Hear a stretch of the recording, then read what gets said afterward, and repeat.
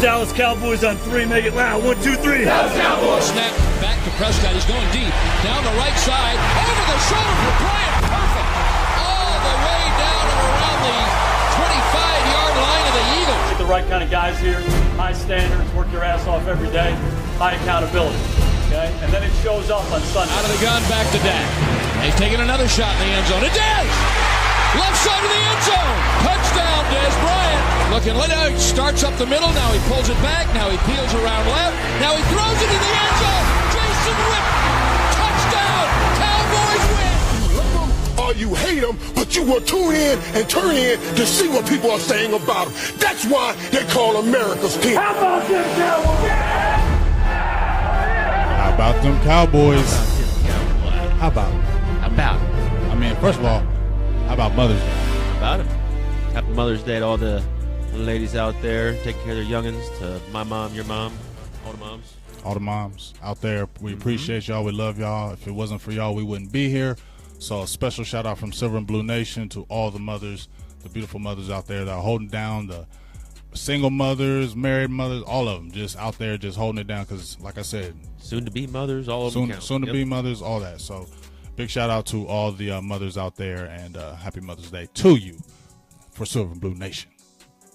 And hello, you, Miss Teresa. Happy Mother's Day. Hello, Miss Teresa. She's watching from Illinois. What's up, Dallas Cowboys for life? Happy Mother's Day. So all the ladies that jump on today, we're going to try to see every one of y'all, and if we see your name on there, ladies, we're definitely going to give you, if you're definitely a mother or whatever, we're just going to give you that shout out because today is your day. Yep, we're Silver Blue Nation. I'm JK. I'm Big Game James. We're going to talk some Cowboys football for a little bit today. Don't forget the producer G. Oh, where's he at? Oh, he disappeared. Oh, I forgot about him because he disappeared. He's coming back to cook it up, but Ninja Stash, he's cooking it up. He's a beast too, isn't he? So how was your thing last week? Let me jump into you.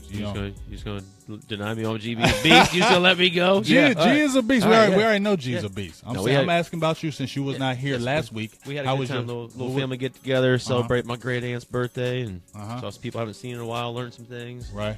It was good. It was a good time. So I'm sad I missed out, but that happens. I unfortunately also won't be here next weekend. But that's all right. I put a little money into some rock music tickets. And so, tell me who you're going to see again? Well, everybody. I mean, okay, it's a Thursday, Friday, Saturday, people. Sunday, but Metallica's playing for 2.5 hours on Sunday. Metallica. I mean, Saturday there's a whole bunch of bands I can't even think of them right now. Thursday night I'm going to see Stone Sour. So Stone Sour. Yep. Rock on the Range. That's where I'm going. So check it out. 60 bands in 3 days. Check it out. I don't know anything about it. I do know about Metallica, but I don't know about the other groups that you're probably going to say. Yeah, I'll be in bad shape come Saturday and Sunday, so I apologize. I won't be here. But you don't want me to be here that day. No, that's all right. We want you to I want you to be in your own little zone doing your own little thing. But we're about to talk some Cowboys football, specifically the rookie camp was held this weekend. I don't believe it. I don't know if it is ending today, but I know it was a three-day session. And the only thing I can say is I haven't been this excited. I don't know about you Cowboy fans, but I haven't been this excited. I was excited last year when we got Zeke. We were all kind of wondering about Dak. I was excited about Malik Collins, Anthony Brown. I was excited about those guys, wondering what they were going to do. But to have the overhaul that we had in the secondary that we had to get these players that we picked up, especially on the defensive side of the ball, where the majority of our picks were on the defensive side of the ball, these guys just look young, aggressive. They look like they want it, and that's what's getting me more excited than anything is that these guys are out here like, look, it's surreal. We're playing for the Cowboys. Yeah, like I said, we were talking earlier, Marquez White said something that kind of rings true, and they're going to treat all of these draft picks like first-round draft picks. Everybody's got a chance to play. Everybody's got a chance to start. So, hearing a young guy like White say something like that lets me know he's Marquez White, right? Marquez White, yep. He's grasping the opportunity that he has. You can play for the Cowboys if you go out here, bust your hump, and prove it. Now is the time. Right. I'm going to treat you just like Jordan Lewis, just like Taco Charlton. Right. If you're going to play, you're going to play. Exactly. And that's the one thing I do love about Garrett, that he puts the best players on the field. It's not about your name.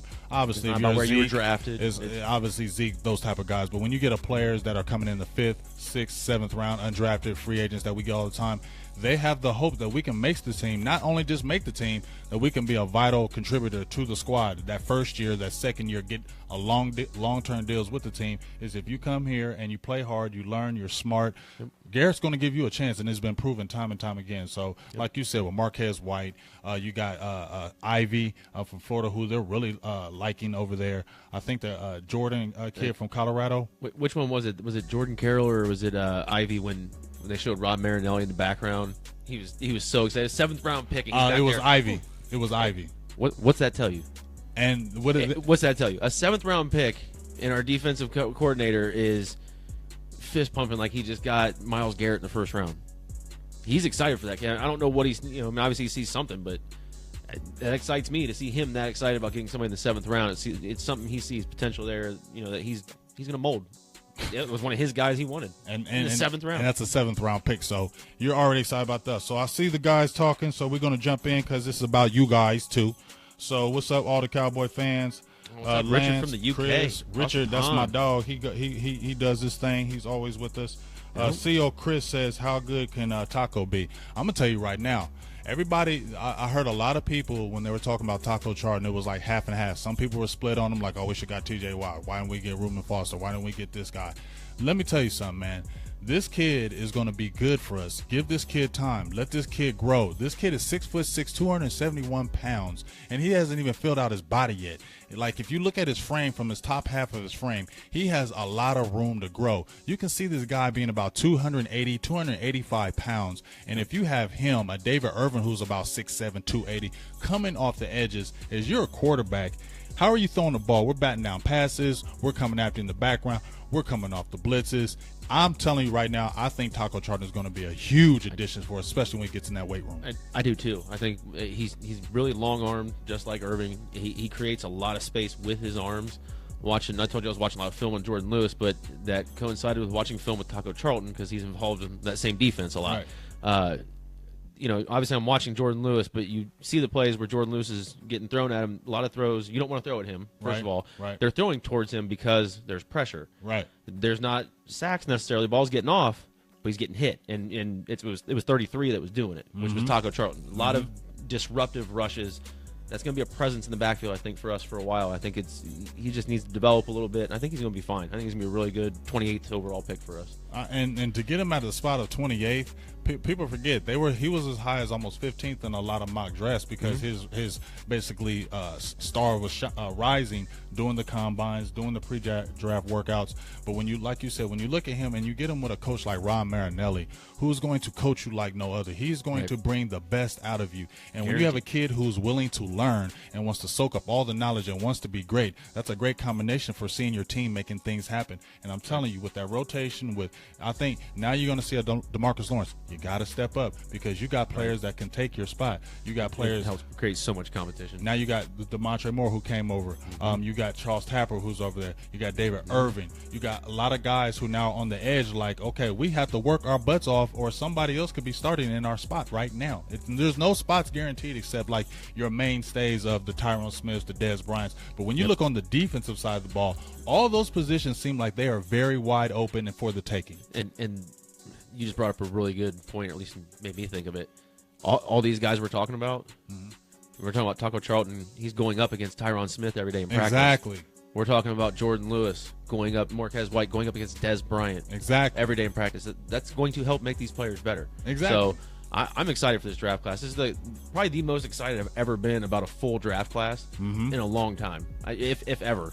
Honestly, and if you're a fan, you're going to feel exactly what you're saying because the excitement, because I feel like these guys are smart, they're intelligent, they're hard workers, they're aggressive, they want to make a name for themselves, they want to see they really believe in the Cowboy tradition already coming on board. They're proud to wear the star. We barely even talked about the Uzi.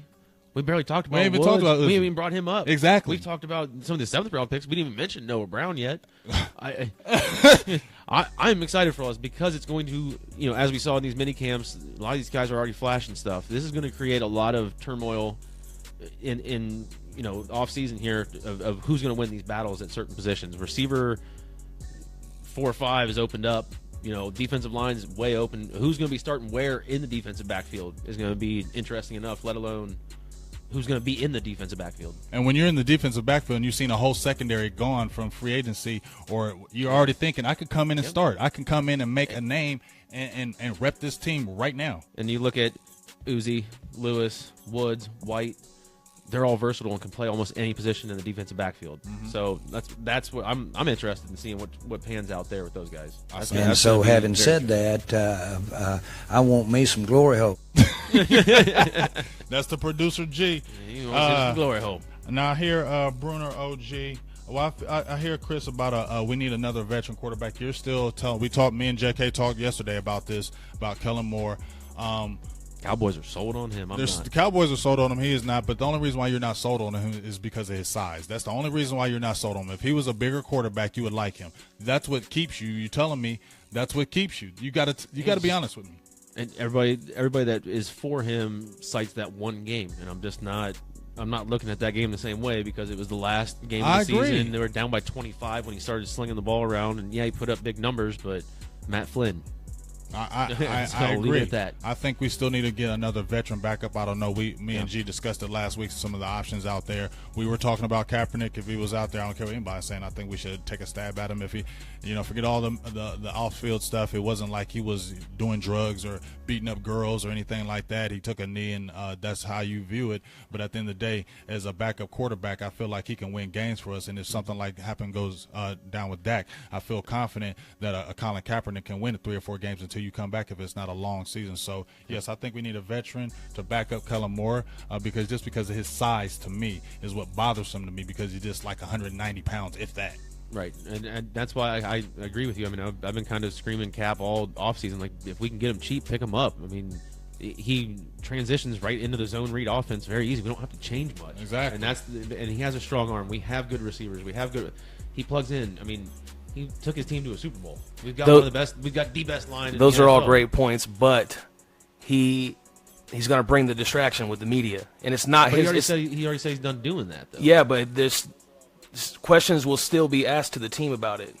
Jerry said if he takes a knee, he'd be gone. He already said that last year. He wouldn't do that on his team. team. So that's not even worth it to me. But the thing to me is, I think the questions will start in the beginning, but the more he's not doing it, the more we're winning, the less it focuses on him. I mean, that's all he's been doing is standing on the sideline anyway. That's it. That's everybody was complaining about last year. He didn't stand. He's going to be standing all year this year on the sideline. Yeah, but he'll probably be the most publicized backup quarterback in the league. But I don't see why he's not getting any publicity now. Well, for one, it's in Dallas, and he's a capable backup quarterback. Well, he'd be in Dallas, so that's the thing. As a backup, still, I don't see why it would be that publicized. He's just backup quarterback. He's not going to be doing any of the protesting. He's a serviceable body that would fit. You just don't need to field any questions about that at all. Why add that distraction to your team? Why is that going to be a distraction?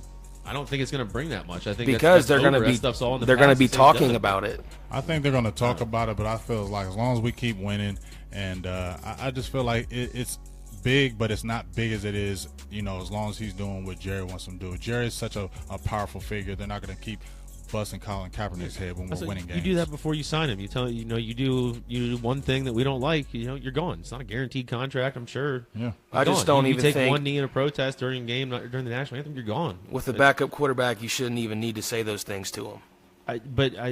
We signed a defensive end who threw his girlfriend on a bed of guns, and so we did that whole. And I thought we nipped that in the bud right there, and we're done with that kind of stuff. Well, I mean, that's what I thought. we still drafted a cornerback who choked his girlfriend. Suspected domestic we drafted violence. a running back last year who had questions. Who's off the team, has been in jail this many times. So yeah, I mean that's I don't know. I think that out of all the things that could be a possible distraction, him trying to raise awareness for what he was is not the worst thing ever that we could sign somebody to our team for. I think a lot of people have other reasons than football for keeping him off the team. Certainly not. I just think that the direction the team's going now is just to avoid those type of situations. I just don't see it happening. I say no, that will not happen. I don't see it really happening. I just think it makes sense, and I don't see why they wouldn't give him a look. But if the reports are true, they are set on Kellen Moore. They believe in Kellen Moore. Then why would they go out and get anybody anyway? I'm thinking Kaepernick is if they're like me and they don't want Kellen Moore as a backup quarterback. Well, they don't believe in Kellen Moore. You know that from last season when Dak was drafted. Well, but they released an article the other day, so they're set on Kellen Moore right now as their back. They may look at potentially some. Well, last season they were set too. I mean, if it weren't for Dak playing the way he did or Kellen Moore's ankle injury, we might have not seen Dak. We might have seen Kellen Moore last year. Probably not for long, but yeah. So if it weren't for the injury, it's true. They were looking at him as being the primary backup last season. Yeah. Yeah, well, we'll see. I don't want to talk about no Kellen Moore no more. I just don't ever see you on the field. How about that? Because if I see you on the field, then that means Dak's hurt, and I don't want to see that at all. Yeah, you know that's what I why mean? I'm looking at a good. Albert says, "Do the Cowboys have a chance of getting Richard Sherman?" No, everybody's got a chance. Stop talking. I mean, I think really we need to really just stop talking about Richard Sherman. He's not coming to us. I don't see him playing for us. We have these young, aggressive corners. We just put our whole draft into defense. We have 4 cornerbacks in the draft. Why would we go get Richard Sherman? That doesn't make sense. They're not going to do it. What about trading like a Skandrick in a third? They're not going to do it. Seattle's not going to do it, or Dallas? Dallas is not going to do it. They love their young players. They're not going to do it. Is trade Skandrick and something else for him. Trade Skandrick, but we're not going after Richard Sherman. Well, what if Richard Sherman? You could trade Skandrick for Sherman. I would. I mean, it would be great if he came with the Cowboys. I've been an advocate because the attitude he would bring along with the coverage ability, but he's not coming to Dallas. We're really high. We was already talking about Jordan Lewis. We were talking about his ball skills. We're going to jump into him in a little bit, but we were already talking about these guys. I say, you know what? Just keep Skandrick. Everybody's dogging Skandrick right now, which I don't know why. We were all loving him when he wasn't hurt. And we had a possibility. I mean, that's the only scenario I really see is if you trade Skandrick for Sherman. But they're not going to trade Skandrick for Sherman. Yeah, they're going to have to give up another pick for next year. That's a third rounder or something. I think I'd be okay with that. Well, I wouldn't be okay with that. Well, it's a hypothetical. So it's a hypothetical. You can not be okay with it. I'm not going to be It's okay. probably not going to happen. I think we just keep Skandrick because he's going to teach these younger guys. I think he's going to have even more of an attitude because he heard his name in the paper being traded. You know how Skandrick is. He's always had the chip on his shoulder. So you don't think now he's not even going to have a bigger chip on his shoulder because he thought, they were going to trade me? I'm going to really show these guys what I'm really about. And now he's got all these Anthony Brown with the ruffle on his shoulder. Well, exactly. But now you could see him coming in there even with more fire to even improve because these young guys are going to be putting heat on them. Nolan Carroll, you have to play really good in training camp because if these rookies come in here are shining, you might not be on the team. We gave you a 3-year deal, but it wasn't something that we're killing us. I thought we just already cut him after the draft. I'm just saying. So, but he's still a veteran. I don't presence, have so you need that. to have a bad time. You still got to have a veteran presence like that. Yeah. You know what I mean? That's why they still have Blanton around too. And I was hearing another question. I can't remember whose the name was, so I do apologize. It was about the receiver position. Like we still felt some people felt like we still needed a deep threat on the team. Why? Somebody asked why didn't we go after Victor Cruz in the slot for what? What do we need Victor Cruz for? No, we don't need a slot receiver. We need an outside speedster. We need Yeah, we got Switzer in development. We got Switzer in development. You can slide Dez in the slot. You can slide. You need somebody like Dez on the outside with a little bit more Brown, speed that can put the top off. You need like a Torrey Smith. Exactly. All we needed was a top off type receiver. Nothing else. We got the big touchdown. I think Terrence Williams probably a couple steps slower than you want in your ideal number 2, but you know how I feel about him not using his hands, but he's there, he shows up, he obviously has some good footwork, makes some good catches. He annoys me with not using his hands. Who's that? Terrence Williams. Yeah, Terrence Williams, he does, but at the end of the day, like I told you before, last year he only had 4 drops. So, and he comes up with big toe dragging, swagging catches. Right on cue. Oh, yep, that was that great. That was right on cue. That was so beautiful. I called the toe drag swag. And so, having said that, I want me some glory hole. Exactly. I see you, Nicholas. Beasley is better than Cruz, and Cruz is still injury prone. He still was having Cruz problems. Still hasn't played much. He still was having problems with his calf last year. So yeah, he may be removed, but we don't need that. And I'm gonna be honest with you. Maybe I'm a little personal with this, but I don't want to see Victor Cruz because he played with the Giants for so long. I don't like guys coming in from inter squad divisions and come and play for us. I just have a problem with that. That's what happens. I don't like seeing Washington Redskins. They leave our team. They leave our team. I liked Alfred Morris because I felt like he was dogged by the Redskins. He got more. But he got dogged. Obviously, we see why he kind of got dogged. I mean, we got Nolan Carroll, but I still feel some kind of way about Carroll because he played for the Philadelphia Eagles. What was Thornton? We get Thornton last year. We got Thornton from the Eagles too. I was feeling some kind of way about him. Like you got to get all the way on this Cowboys side because I remember you talking that trash on the defensive line against Travis Frederick and Zach Martin when they were bullying you up. Everybody love everybody. Come on. It's that time. It's about that time. And what's up, Cowboy fans across? Once again, happy Mother's Day to everybody out there.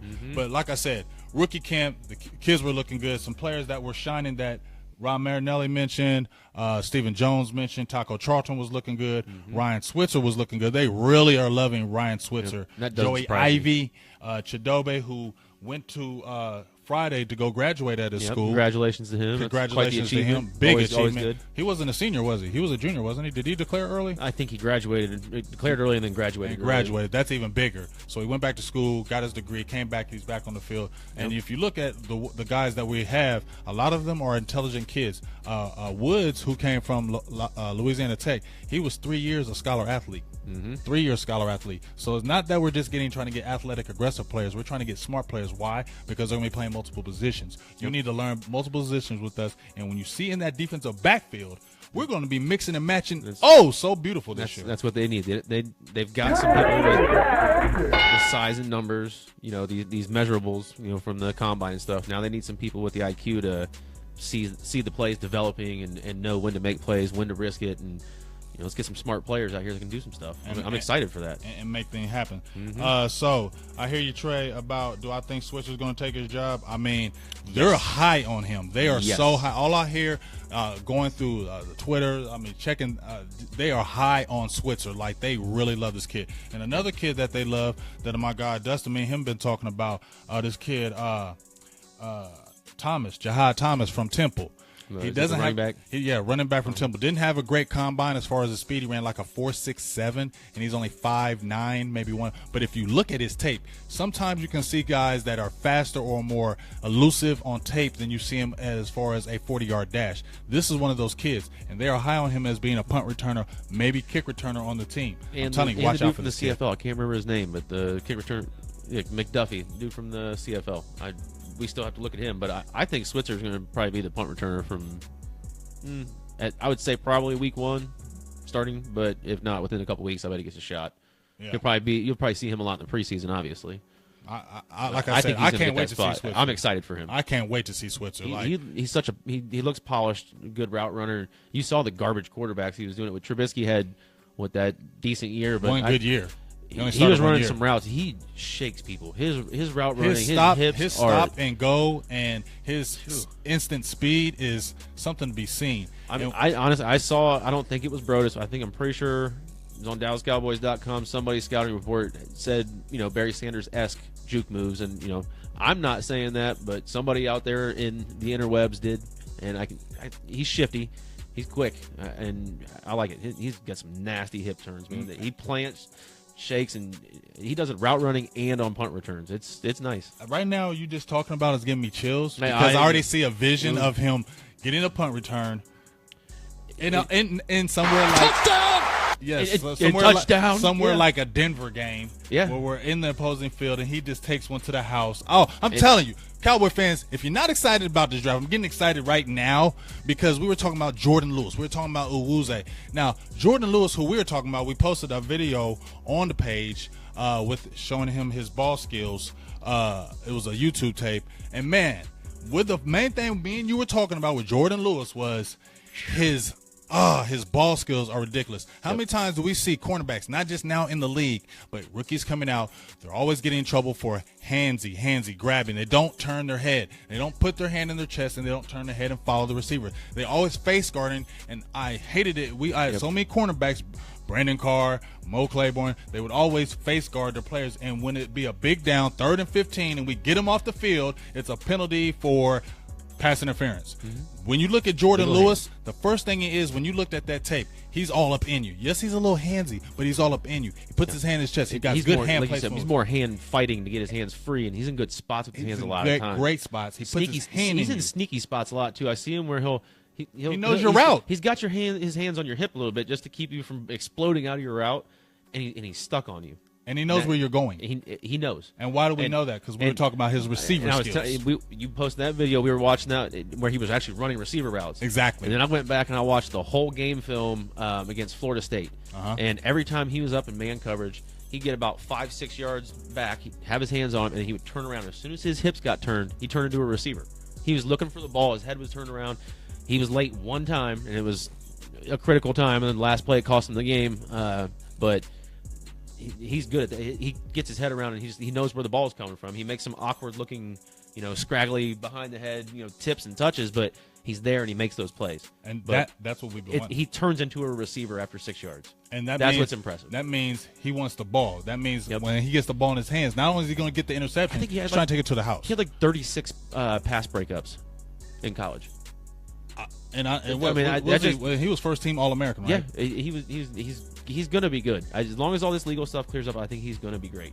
And I agree. I told you I was low on him, but then I had to go back and look at the tape and look at the tape and look at the tape, and I'm like, hold up, what was you thinking about this kid? We got this kid in the 3rd round. Yep. We got this kid in the 3rd round. When I'm watching all these highlights, I'm just going back and watching, Jordan Lewis highlights from Florida State, Ohio State, Wisconsin, some of the big opponents, people with decent receivers and stuff like that, and most of them are primetime games where you got Herb Street and everybody else talking. All you hear him saying is, Todd McShay on him. This kid's the best cover corner in the nation. This kid's probably the best cover slot, corner in the nation. Mm-hmm. He's the best player on this defense. Do you guys remember how good Michigan's defense was last year? Do you watch a lot of college football? Yeah. Their defense. He was the best player on that defense. Not Jabril Peppers, not Taco, not Wormley or Worley, whatever his name is, not the other lineman. Jordan Lewis. We just got this kid in the 3rd round. And there it is. And so I feel good about that pickup. I really do. I hope this legal stuff clears up. I do too. I hear my guy Dustin jumped in there. He asked the thoughts about Cleveland's Boulware. I was surprised he didn't get drafted, but he went to a great spot. He went to the Panthers, didn't he? I think he went to the Carolina Panthers. Great spot. You're under great linebackers, Davis, your other guy, what's his name? Kuechly. If he's back. I mean, he's back. You're learning under something great. I don't know why he dropped, he's but I guarantee turned into you, Sidney Crosby with the concussions. Yeah, but listen, if Boulware plays under those guys, mm-hmm. they will make him better. I don't know why he didn't drop. Somebody like us didn't get him, but that's okay. And then I also think you asked Dustin, does Joey Ivy make the team? Unless Joey Ivy breaks an ankle or does something wrong, Joey Ivy makes the team. That's Rod Marinelli's boy. That's his boy. That's his son. He was the one that was flexing.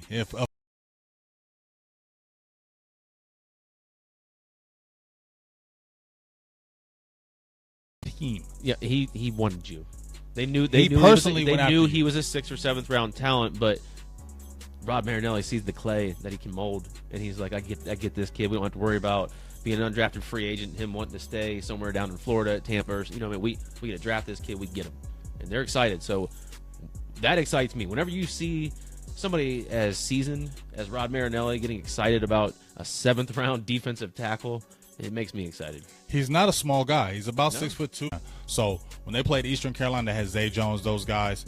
Ivy was penetrating that middle every single play. He may not have been getting the sack, but I was like, man, how did this guy slip this far? Like, every time I'm seeing him, he's disruptive. Yep. That's what Ron Marinelli wants. He wants somebody in the middle being disruptive. If you can push that middle, I don't care what anybody says. When a quarterback takes his drops, 3-step, 5-step, 7-step drops, they are easily can slide up when they're getting rushed to the outside. But when you push the pocket up the middle, he doesn't have anywhere to go. Then your outside ends or your blitzers have free reign to basically rush the edge, get where they need to be. You push that pocket, and when you see Malik Collins, who's going to be devastating in year 2, he is going to be an absolute monster. See Charles Tapper come back, and he could be an absolute monster. Everybody's going to have to step up. You can see everybody probably getting the vibe like, look, we can be really good. A Thornton. Then you got a guy who we got, Stephen Paya. You might not even make the team now. He only signed a 1-year deal for, I think, like under $1 million.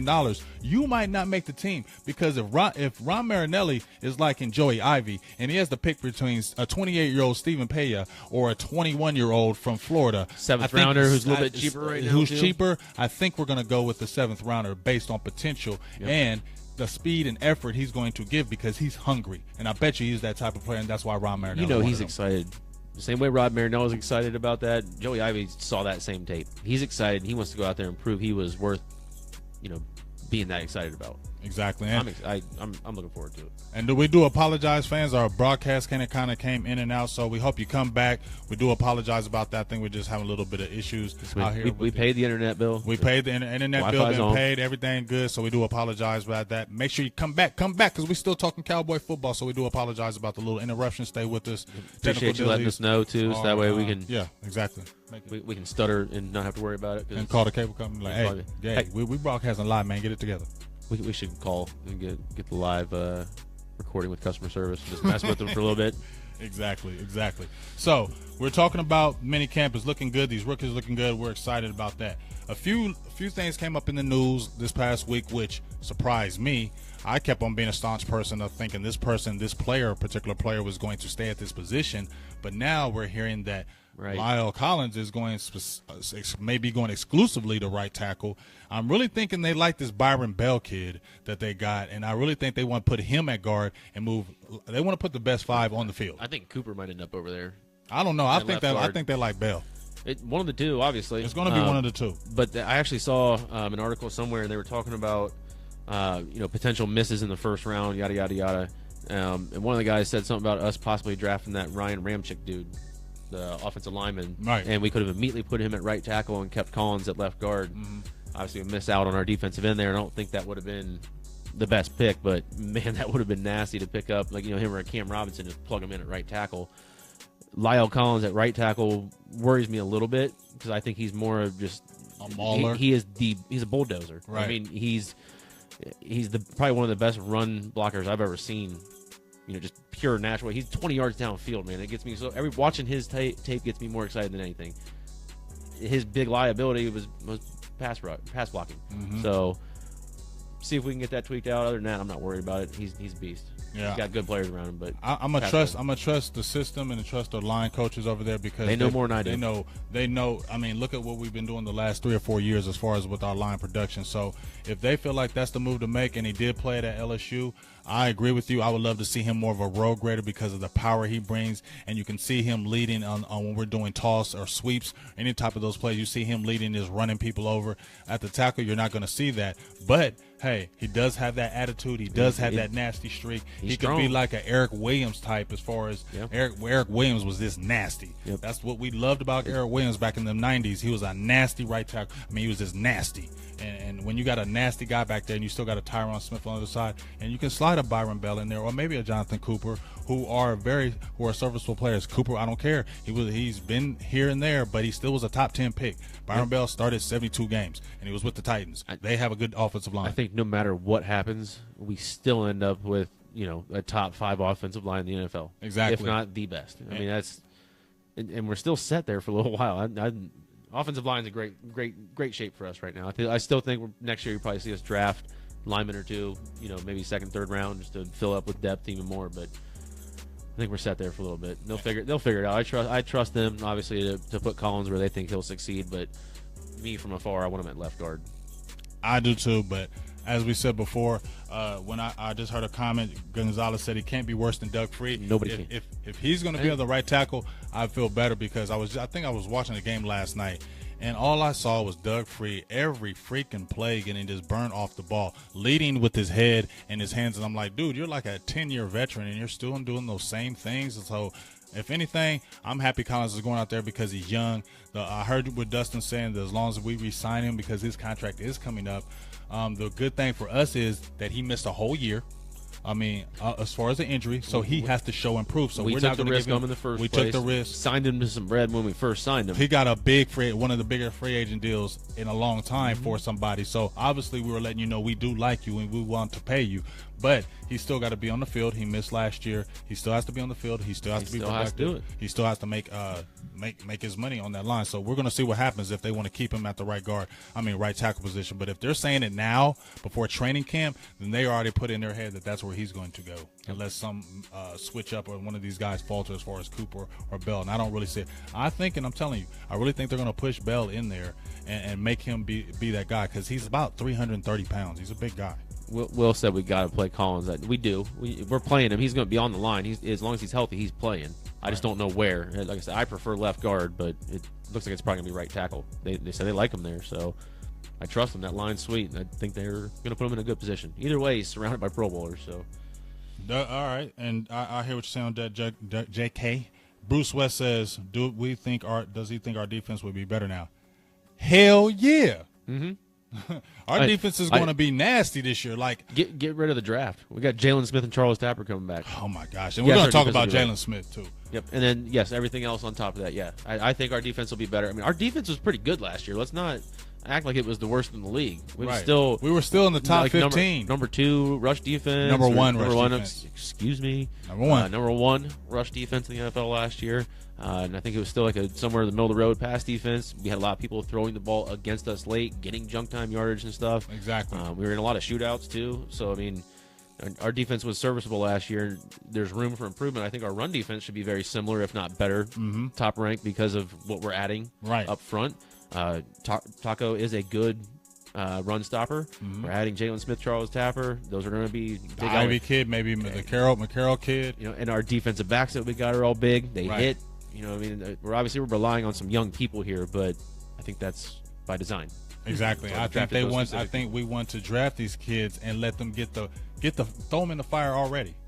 If you're looking at that, we're not worried about if you're rookies or not. We're going to throw you in the fire already because now you get thrown in the fire in week 1, week 2. You maybe get burned up a little bit because you're learning the NFL. You don't know anything about the NFL. Like your head is spinning. You don't know anything. But you saw what happened to Anthony Brown. When you see a week 8, a week 9, a week 10, now you've already been through the fire. And that's what's so good about our schedule because it's so rough of a schedule. It's going to be battle tested for these guys off the rip as far as the defensive side of the ball. We're going to play a lot of good offensive teams this year. And we basically it was for us to do this. The corners are going to get tested, especially in our division. Those 6 games in our division, you're looking at at least 12 good receivers in those 6 games. I mean, obviously it's the same 2 on each team, but so 6 good receivers in 3 games.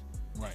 We need good corners. I think we need them to step up, and I think we got some good ones that'll be capable of doing that. Yes, and I hear a question right quick. Somebody Pio says he's concerned about our linebacking core.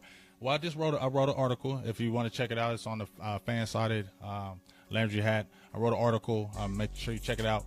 I wrote an article about Damian Wilson, and the reason why I wrote this article about Damian Wilson is because this kid is if you watched him last year, what was the one player that when they were sending blitzes in was standing out besides Scandrick? It was Damian Wilson. The dude was coming in like a heat-seeking missile. His closing speed is ridiculous. That's what they were so high on him when he was at the University of Minnesota. The only problem with Damian Wilson, which I also mentioned in the article, is that he overruns plays. He's so aggressive, he tends to overrun the play. A running back cuts back on him. Instead of getting a 3-yard loss, he's getting a 7-yard gain. So he has to control his aggressiveness and put it in a way where he's not overrunning plays. If he does that, and then yes, we're all worried about Jaylon Smith, who we're going to talk about. Sean Lee, who's been relatively healthy for the last 2 years, had a monster season, 145 tackles.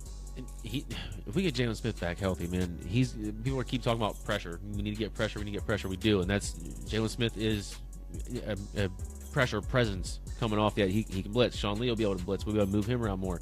Like you said, we get Damian Wilson in there. Man, we're going to get more pressure. Everything we've done is kind of by design, and I think we're filling these holes in. A lot of people forget some of the holes have already been filled. I think we're in good shape. I think we're going to see a little bit more pressure. Some of the DBs or defensive linemen we have are going to get pressure, maybe not sacks, but they're going to get pressure, be disruptive with their big wingspans. Then we've got these DBs who are ball hawks. Right. So they're gonna coincide very well, I think. And the fact of that is, I just feel like we're going to be versatile as far as on the back end, on our linebackers.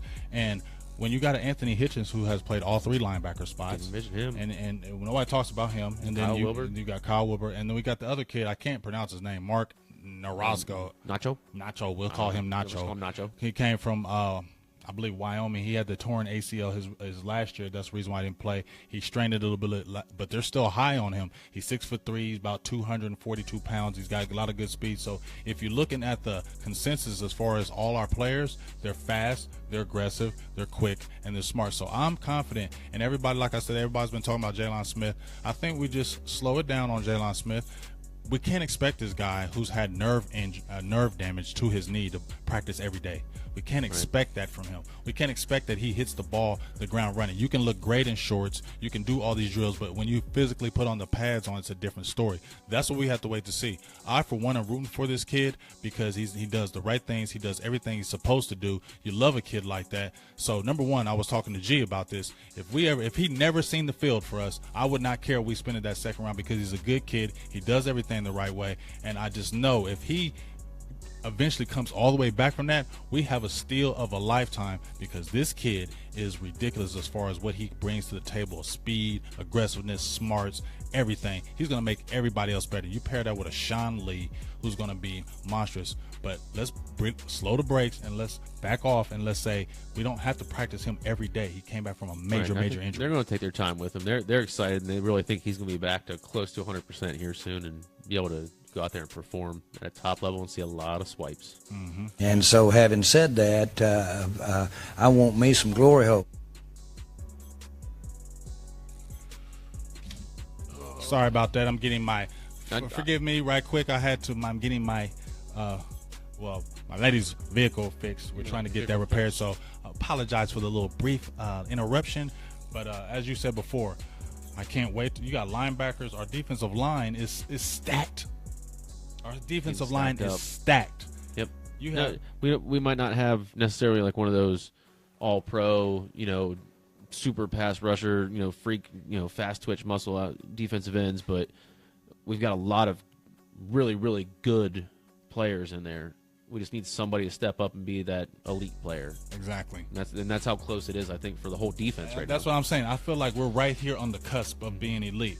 If Ron Marinelli CCs came with this, people forget about when we had Monty Kiffin on there and we had the worst defense in the league. What has Ron Marinelli brought to the table with regular players? We haven't had superstars on the team, and he's kept us middle of the pack every year. People up. He's coaching these players up. George Selvey had 7 sacks for us. When people go down with injury or something like that, it slide seems them right in. Yeah, the next man up, and they seem to still perform. They perform. So, I mean, when you're getting, for me, I'm impressed with what they did with Anthony Brown last year, a 6th-rounder out of Purdue. Who, obviously the kid's a blazer, 4.3, but they trusted him. He got burnt, like I said, in that Giants game, and they trusted him, and he performed after that. That's coaching. Getting his head like, yeah, it happened, but learn from it. Don't fall for that double move again. He's coached up. Now he knows to look for that move.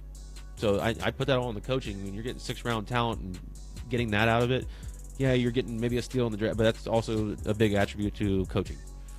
And what we have seen, what he's brought to the table in these last few years with us, we don't keep on re-signing him to a deal. We don't keep on extending his deal if we don't think he's the guy that can make our team better. We all know, everybody loves Ron Marinelli. When you just look at the dude, he just makes you want to play for him. I don't even if I was a football player and I came in and I had Ron Marinelli as my coach, who I know, number one, if I work hard, if I train and do everything the right way, I can get on the field instantly. That's the kind of coach I want to play for. And he has genuine love for his players. Like all the people that play for Ron Marinelli, they'd never say one bad thing about him. Not one word has anybody I've heard say they don't like Ron Marinelli as a defensive coach. So he's only going to bring the best. And when you have a Woods, Wuze, when you have a Lewis, when you have a Taco Charlton, when you have all these guys that are sitting there waiting to try to get a chance to show what they can really do, and now you have the opportunity with the team that's going to allow you to do it, it's going to make our team better. In the schedule, I'm glad we have this hard schedule. We may not be a 13-3 this year, but a 10-6 and still winning the division is wonderful, because now you are battle tested for the playoffs. And at the end of the day,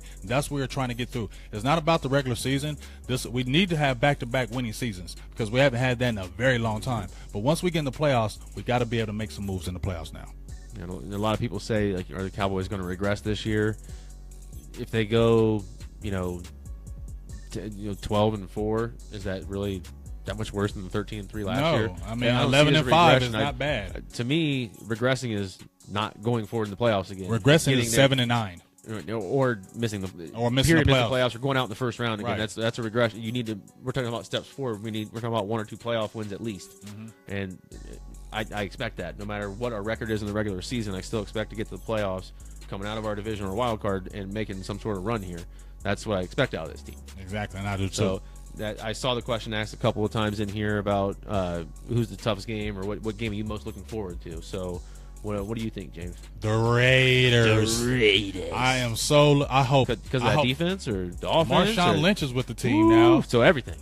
Marshawn Lynch is with the team. Derek Carr is back. They're going to have Amari Cooper, Crabtree. Then you're on the defense. You got Khalil Mack. You got Bruce Irving. Garyon Conley. You're not excited to play against the Raiders? It's at Oakland, isn't it? I think it's in Dallas this year. If it is Dallas, I don't care. I think it's Oakland, because I remember the last time they played us was like a Thanksgiving day. and it was in Dallas because they had the white uniforms. That was a couple years ago. So I hope it's in Oakland. That's my biggest game I'm looking forward to. There's a lot of good games: Cardinals, Broncos, Seahawks, Chargers. All those teams excited, but I want to see the Raiders. What about you? Packers. Revenge. Yep, Packers.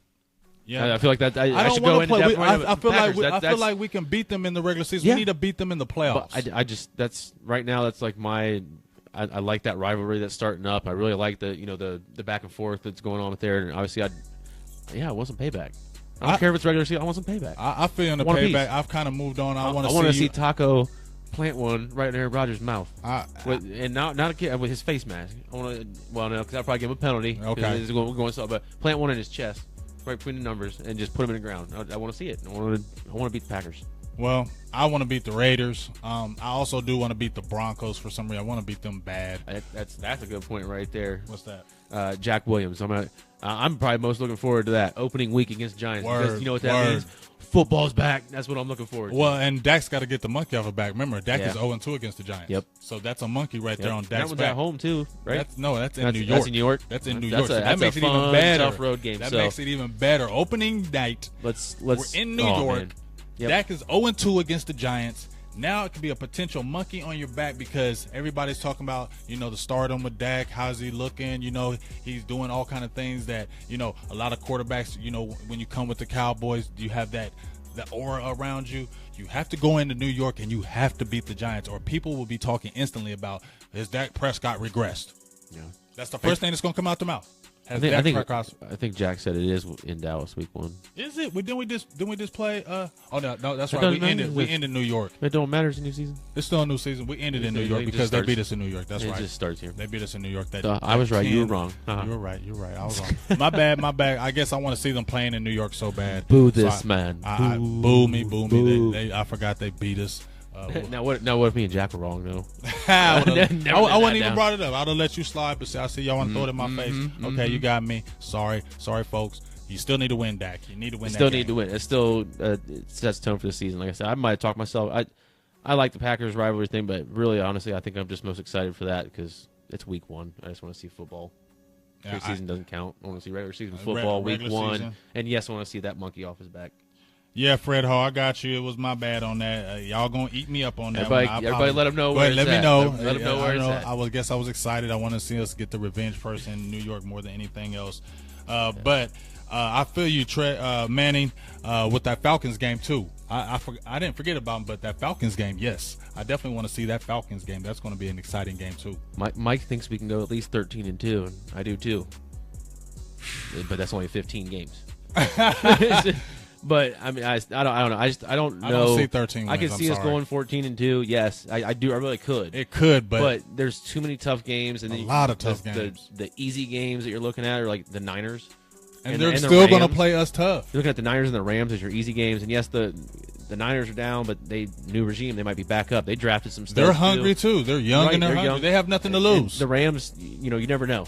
This is year 2 with Goff and all that stuff. Their defense is always so-so. You know, their defense is good. They still got that front four. They've got a whole year away from Jeff Fisher now. Right. So, they'll probably play us tough. I think they played us tough last time we got them. So, like,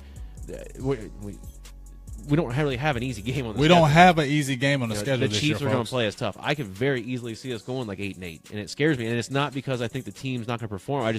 We have a bullseye on us now. Very tough schedule, and we have a bullseye on us now. There's no in between weeks. I could see us looking forward to. We're playing. I think the Niners early, and we play the Packers a week after. I can see the Niners catching us slipping, or whichever way it is, the Rams, whoever it is. I can see some of those teams catching us slipping, looking forward because of all these divisional winners we're playing from last year, all the just good teams in those divisions that we're playing. I mean, the Raiders, Chiefs, Broncos. Man. How about them Cowboys? Let's go 16-0 and just run through. If you go through something like that, that would just to me be a miracle because I just feel like we have the bullseye on our back now. I feel like these teams are looking at us. A lot of teams, fans, Cowboys, Silver and Blue Nation, they hate us. They hate us, and they hate us seeing us trying to get back on top. Everybody sees our team. They can say the Cowboys suck all they want to. They can bring up the 20-year crap all they want to, but they know deep down inside we are getting that much closer to making over. You hate exactly. Them, but you will tune in and turn in to see what people are saying about them. That's why they call America's team. Exactly. That's the reason why we talk about the Niners and the Rams. They're going to play us tough because we're America's team. So that's why I see every game as a tough game for us. I'm realistically, I think we talked about 11-5, 12-4 is a really good season. 10-6 is there. I see 8-8 in play just because of the schedule. But I don't see an 8-8. It's always. I think it's possible, but I don't think something like that. I don't see that sort of. I think the worst schedule we would have is possibly maybe like a 9-6. That would be the tremendously worst. But I see more. I don't have time to have a bad time. 10-6, 11-5 sounds probably about right.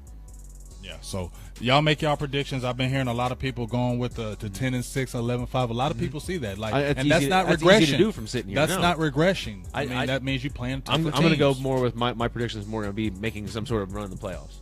I don't care what the record is in the regular season as long as we make it to the playoffs and make a run in the playoffs. So let's go 3-0 or 4-0 in the playoffs. Exactly. That's all How many times have we seen the Giants make that run where they're losing all kind of games? They go on a 5-game 9-7. They go 9-7, and then you go 4-0. And then you go 4-0 when it counts, and you win a Super Bowl. How many times do we see the Pittsburgh Steelers when they were playing terrible, and then they come back at the end of the year and win a Super Bowl? All it counts is when you get in that postseason and what you do in that postseason. Mm-hmm. So as long as we get past that brutal schedule, the biggest thing with us is we have to stay injury-free.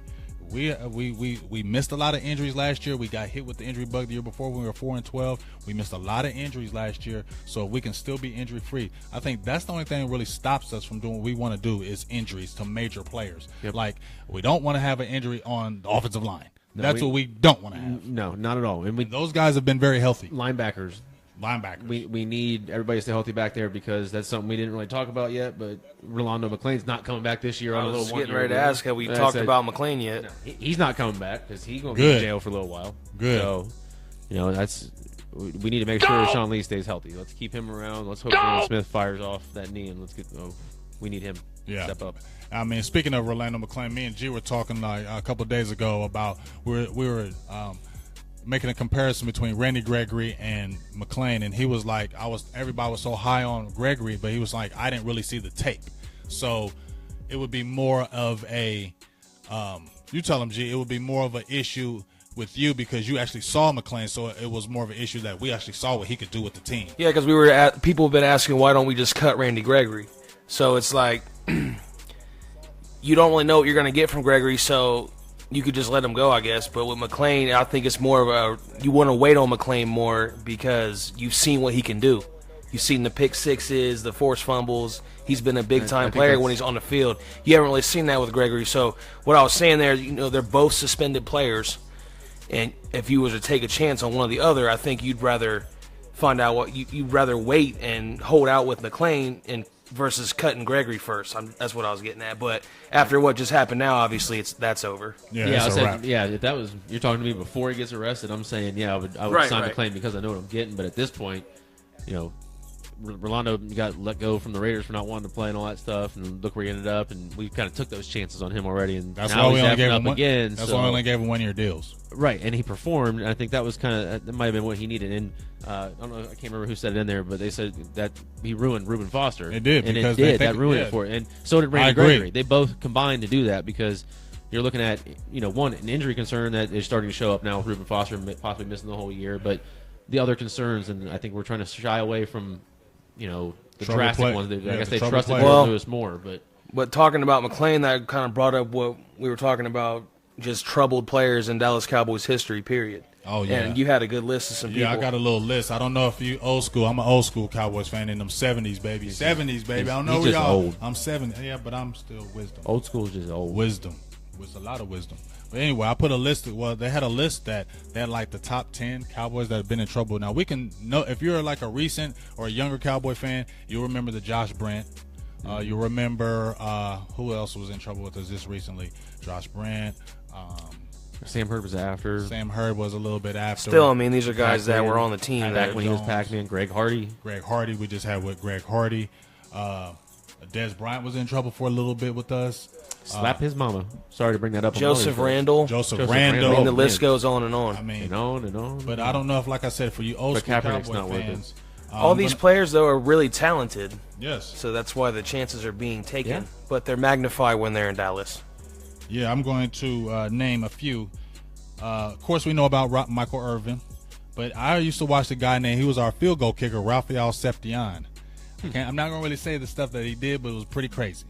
A lot of things. Dwayne Goodrich, he was a cornerback from us from Tennessee. He had a manslaughter, and I just read about it. The family petitioned to add 6 more years to his sentence, and they got granted. Wow. Because he killed 2 people on the side of the road and then left the scene of the accident, and that's big. Larry Bethea, Dexter Clinkscale. A lot of people don't remember Dexter Clinkscale. He was really old school. Harvey Martin.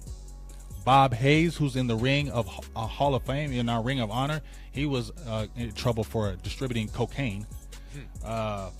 Larry Rensel, he had some crazy things I don't really want to discuss about.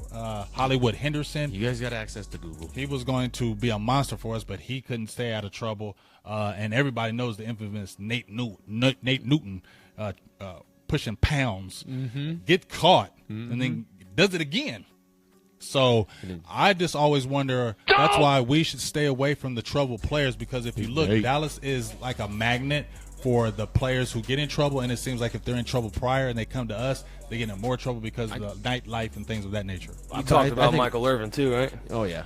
Yeah, definitely Michael Irvin. But part of that is the magnifying glass we're talking about. Obviously, we're Cowboys fans.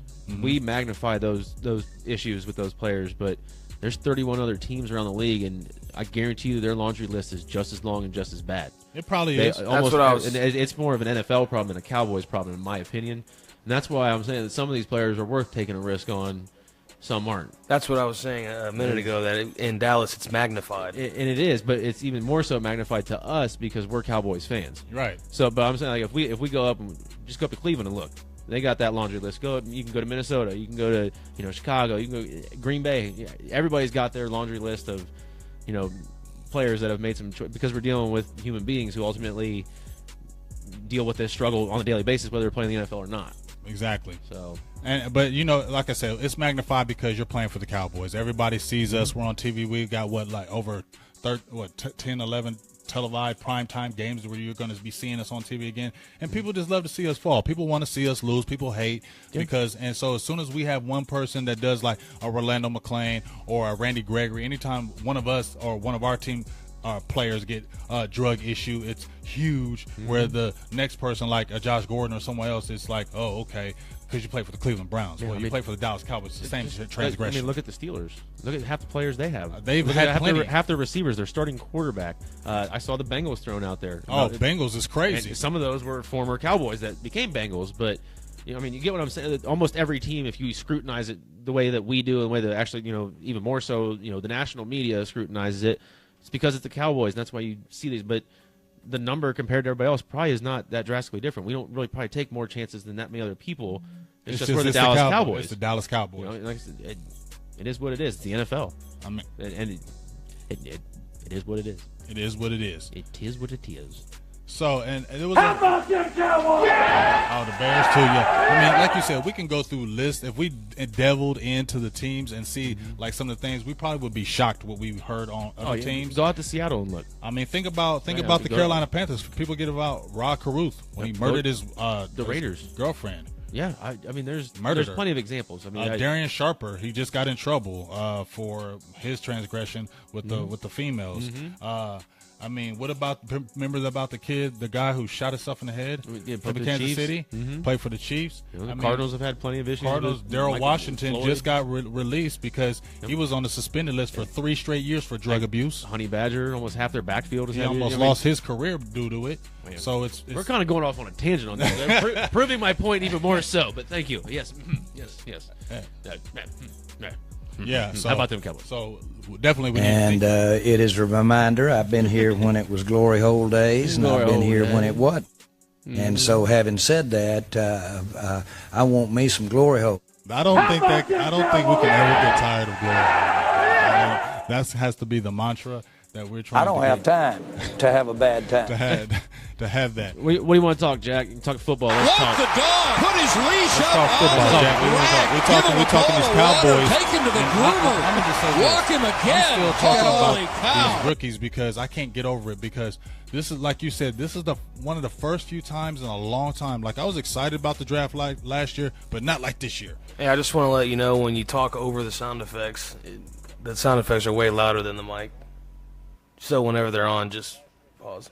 Where you'd be throwing them in can't, like, boom, you'd be random with them. Yeah, but I had them Five of them going, in a and row, then you too. started talking like after I started. But that's all good. I just won't. All right. We can't hear them. How about them Cowboys? Like it's always too late. How about them Cowboys? But let's go. Okay, so we was talking about Taco Charlton. I hear a few people keep on asking about him. He's going to be good for us, folks. Back off him. Back off Taco Charlton. I'm telling you, man, when this kid fills out and gets bigger and stronger, he's going to be a serious threat from us. He is young, 21 years old. The kid is long. He's going to be good. People were worried about his get-off speed. I didn't see it. I had people hit me up. I watched the Ohio State game. I didn't see it. Well, I don't know if you watched the whole game, because to me, I never really looked at Taco Charlton the whole year. I saw him here and there, but to me, the game that stood out to me was that Ohio State game, because he was causing havoc in that game. Yes, you might have saw highlights, but if you watched the whole game, he was in that backfield disrupting that play that Ohio State loves to run, that read option. Yep. He was in there disrupting. He had 2.5 sacks. I don't care if people saying he was going against a tackle, this and that. He had 2.5 sacks. He had 9 tackles. He had a forced fumble. He was everywhere. And then even in the bowl game, played really good against good competition. And every year he got better. That's what you have to look at. You don't look at a guy who was a one-year wonder. 4 years, they say like got it's better. A bad thing that he only had 20 sacks in 3 years when he only played 16 games in those 3 years. 20 sacks. Exactly. I'll take him. It's worth. I mean, he's going to get filled out. He's going to get coached up by Marinelli. We've already talked about what he can get out of 6 rounders. Let's see what he can do with this kid. I completely think that, Randy Gregory could have been something like that, but he had his own issues. Right. They drafted him for a reason. They drafted this kid for a reason. I'm really trusting the and scouting they like department, those and tall, coaching long staff. guys. And I really think that they know what they're doing. They got a guy they wanted. There's a reason they didn't move up and get Charles Harris at 15 and cost ourselves, another draft pick later. So there's also a reason they didn't move back and risk somebody else taking Taco. Right. So I think we got to let this ride out. I think he's going to be fine. I think he's going to be a really good player for us. Give the kid a chance. And Manny hits me up and he says, what's our expectations of Dak? For this year, I don't want to say Dak is going to regress. I'm not saying that. But I just think since he's going to have a bullseye on his back, it's going to be a little bit tougher road. But he has the mental makeup, I feel, to rise. And I still think that he'll still be around a 3,500-yard passer. I think that's what it'll look like. I still think he'll stay above 65% completion percentage. I don't think he will have a high interception rate. I think he'll maybe have some bumps in the road just because it's your second year. Teams know about you now. You're not going to surprise people. People forget he had no expectations last year. Nobody thought Dak Prescott was playing last year at all. As we said before, even G mentioned, everybody thought it was going to be Kellen Moore, and it was going to be Kellen Moore. When Romo got hurt, it was Kellen Moore who's going to be the starter, not Dak Prescott. So we had nobody knew what he was going to do. So now the bar is raised, and usually when the bar is raised, it becomes a tougher out. But the kid does study. He has a great mental makeup, and I just don't want any of the star things to get to him. Bill Parcells gave Romo a 10 commandment about how to be a quarterback in the NFL, specifically for the Dallas Cowboys, and he told him, we don't want no superstars. Nobody wants that. And he was basically telling Romo, now this is going to be your team. Keep your head level. Continue to study. Continue to get grounded. Don't read the press clippings. Don't get all involved with the Dallas Cowboys thing because you'll forget your way. So we only have like one real person like that right now. Exactly. And that's 88, and that's what that person that wears 88 is supposed to be. So I'm okay with it. So I definitely see Dak Prescott playing good, but I feel like he will have some more bumps in the road than he did last year. But I think he still will rise. Let me address Tim's point here. He said Watt over Taco. So I like J.J. Watt. I like T.J. Watt. I like the comparison between the two of them. So I like T.J. Watt a lot coming out of Wisconsin. I like him a lot playing in a 3-4. We don't run a 3-4. I also like the fact that people will bash on Taco because he only started 1 year. Yeah. Same with TJ, but we don't hear that type. And I do think he's going to be a good player. I think he's going to fit in the Steelers system very well. So that's why I think in a couple years when we look back, it's not even going to really be a fair comparison of who's a better player. I think Taco fit better in the Cowboys system. TJ's going to fit better in the Steelers, and I think they're both probably going to be very productive players. Watt might have better numbers, but it's going to be a product of his system, and he might have injury concerns and might not even turn out to be anything. He only started 1 year as well, so everybody's got to kind of throttle back on both of them a little bit. I agree with you with that. When you looked at the talent of T.J. Watt, you were like, yes, he's explosive. He has the attitude, and it seems like Taco Charlton was more surreal. This seemed like maybe they questioned his motor a little more. I think people were questioning Taco's motor because he wasn't jumping up and down and hollering after he makes a tackle or anything like that. But just as you said before, he's played 4 years. T.J. Watt has not played defense all 4 years. He was playing on the offensive side of the ball as well. He just really turned to defense, just much like his brother did. Right. When his brother came into Wisconsin, he was an offensive player. I'm not taking anything away from the kid. I'm not taking anything. He's going to be a great player. But Pittsburgh was the great spot for him. They run a 3-4. He's not put his hand in the ground not one time. He's a stand-up backer. We already have that with the Cowboys. We already have those type of players. We need players that fit our system, 4-3 edge rushers, not 3-4 edge backers. I think we're going to see kind of a combo here.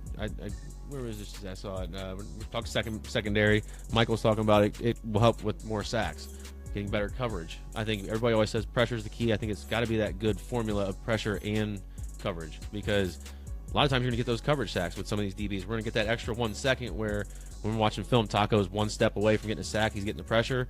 Sometimes that coverage is going to be so close where that throw doesn't get off. He gets that sack. Exactly. So they're going to go hand in hand. I really do think that secondary is going to be clutch. I really think just because of the receivers we have to guard all year, it has to be. Secondary has to step up. And I believe it will. And like I said, these guys are young and hungry. I hear you, Tim, when you're saying about you losing faith in the nerve. Like I said, we got to bleed the brakes on this kid. I mean, he's coming back from a major injury. We can't expect to see him on the field every single day. Classic example is Tony Romo when he hurt his back. That was a bad back injury. It's your back. I mean, you have a shoulder injury, you have a back injury. You don't have a good back, you're not playing football, period. And what did we do? We didn't let him practice every day. He had days off where he rested that back. And that was the 2014 season where he had a ridiculous season, one of his best seasons of his career, and he was getting rest. He wasn't Cowboys practicing are excited every day. for this kid, man. I think they're going to take care of him. They know more than we do. And shout outs to that doctor in San Diego that was talking trash about Jaylon Smith when you never even examined his knee. It doesn't matter if you've seen other people with that knee injury. You never examined this kid. So I don't know where you come around saying he'll never come 100%. I don't want to hear that. And I hope Jaylon Smith heard that and used it even more motivation to have all these doubters to just be quiet about Jaylon Smith. Let the kid come in slowly. We don't need to have him practice every day. We don't need to rush him back. He's still young. We don't need that. Okay? If we rush him back, it's going to be counterproductive to what he's trying to do on the field. Let's bring him back slowly. Let's let him get adapted to playing football again. Because remember, folks, he's been out over a year, maybe 18 months now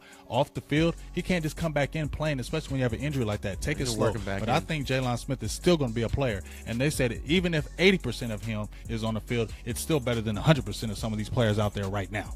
Yeah, Sydney from Raleigh, North Carolina. What's up? How about them Cowboys? What's up, That's man? That's a pretty good question. Is Charles Tapper going to be our War Daddy type, similar to Takk McKinley stats and stuff like that? And I think we touched on it, but go ahead. I think Tapper is going to, from the tape, okay, I'm going to go just by the tape. From the tape I seen, you didn't see a lot of pass rushing in his tape because that's what he was not called to do at Oklahoma. They were wanting him to be more of a run stopper, even coming off the edge. He was not a big-time guy that's rushing the passer. So for me, I'm excited about the potential, but I need to see it when you're going against Tyron Smith. I need to see it when you're going against maybe a La'el Collins. That's when I need to see it because you're playing against the best every day because they're going to have those one-on-one battles. So I need to see more from him. The preseason is going to be huge for him this year, in my opinion. He looks like he's an absolute monster. The measurables are very similar. He plays quick. He's a big guy. You look at his film, he plays quick.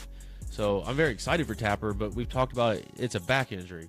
And we just talked about this with Romo. We said the same. We got to, and Jaylon Smith, bring him back kind of the same way, slow, work him in, because the kid has all the potential in the world. I think War Daddy is the kind of term you would use for him. He's a big, nasty, ugly, fast, beat you up. He is kind of ugly. But he's the guy you want on your defensive line in the trenches. And I want him to come back healthy, but the back injury concerns me. If he comes back healthy, he's going to be another steal coming back. And what's wrong with bringing him in as a third down specialist when you have a David Irving, Right. When you have a DeMarcus Lawrence who already are veterans on the team, we're looking for big things for Irvin. We're looking for him to be like at least a 8 to 10 sack guy this year. That's what the expectation is for Irvin. He's already put the expectation out there. I've heard that he says he wants to get at least 10 sacks this year. So we already have guys that are veterans on the team that can already be ahead of you. So there's not the pressure of you coming back and starting on the defensive line, coming back from that back injury. You have the luxury of playing behind guys. It's only going to make you better as a player. And then we can bring you in on a third down as a rush specialist, as the war daddy type. Then we can slowly, gradually bring you in because we can slide a David Irvin into the middle. He's played defensive tackle. We can slide Tyrone Crawford out. We got a lot of mix and matching. That's the biggest thing with our defense this year is I'm going to say is versatility. We have so many guys on our defense this year that can play so many different spots, and that's what has me so excited about our defense this year. We're not pigeonholed into one position. We got guys that can move multiple spots. So when an injury comes, if an injury comes, then another guy can slide right in without a big struggle because guess what? You've played multiple positions here at the Cowboys. Not only do we have players, we have a little bit of depth behind some of those players now. And that's why I saw somebody mention like Richard Sherman trade for Scandrick and McFadden. One, I want McFadden. When he gets on the field, he looks quick. He's still got a good backup running back. He's still versatile. So I don't want to get rid of him. So no, I wouldn't do that. Where was the other one I had here? I saw Roy Smith. He gave us a little shout out. Said what's up. So what's up, Ron? How you doing? What's up, Ron? What's up, Ron? Big dog. How you doing today, man? It's good to see you. Got to see you back in. Impact on the defense. Yeah, we already know that. Yeah, he's gonna impact the dude. Is that an official Whitehead is gone, Michael, or are you just saying he's gone? I think I agree with you, but I think we all agree. Lucky Whitehead, they had a little interview with Lucky Whitehead, and he did say that he was going to do everything he could to help Switzer along. I like that. I mean, but, he's got to understand now he has competition. It wasn't like he was a draft pick. He was not a draft pick for us. Lucky Whitehead was a free agent for us. We don't have any loyalty to him. And people forget, Lucky Whitehead got in trouble last year and didn't play in a game. They sent him home because he missed a flight or missed a bus and he didn't play. They remember that. And when you get drafted in the 4th round and you are an undrafted player and a guy comes in as a 4th rounder with high expectations, you have to play your game, Lucky Whitehead, because if you drop a ball in practice returning a punt, that's one more quicker step for you to be out the door because they already love Thomas and Switzer. Yeah, I think Switzer's taking over punt return duties and probably little gadget plays too. So I think Lucky's probably gone by. Hi, Susie. Thank you. We love you too. If you have any kids, Susie, happy Mother's Day to you. Yep. And happy Mother's Day to everybody. We'll just throw another one in there in case you just joined us in. Happy Mother's Day. Happy Mother's Day to all the mothers out there. We appreciate y'all. Terry Harris Jr., he says, now I've been low on DeMarcus Lawrence. So I hear what you're saying about the no injuries, no suspensions, no nothing. But to me, he's got to prove it now. He's got to stop. I hear what he's saying. He's going to come back bigger and stronger than ever. You know what? Talk is cheap. We need to see it. This is your 4th year with us.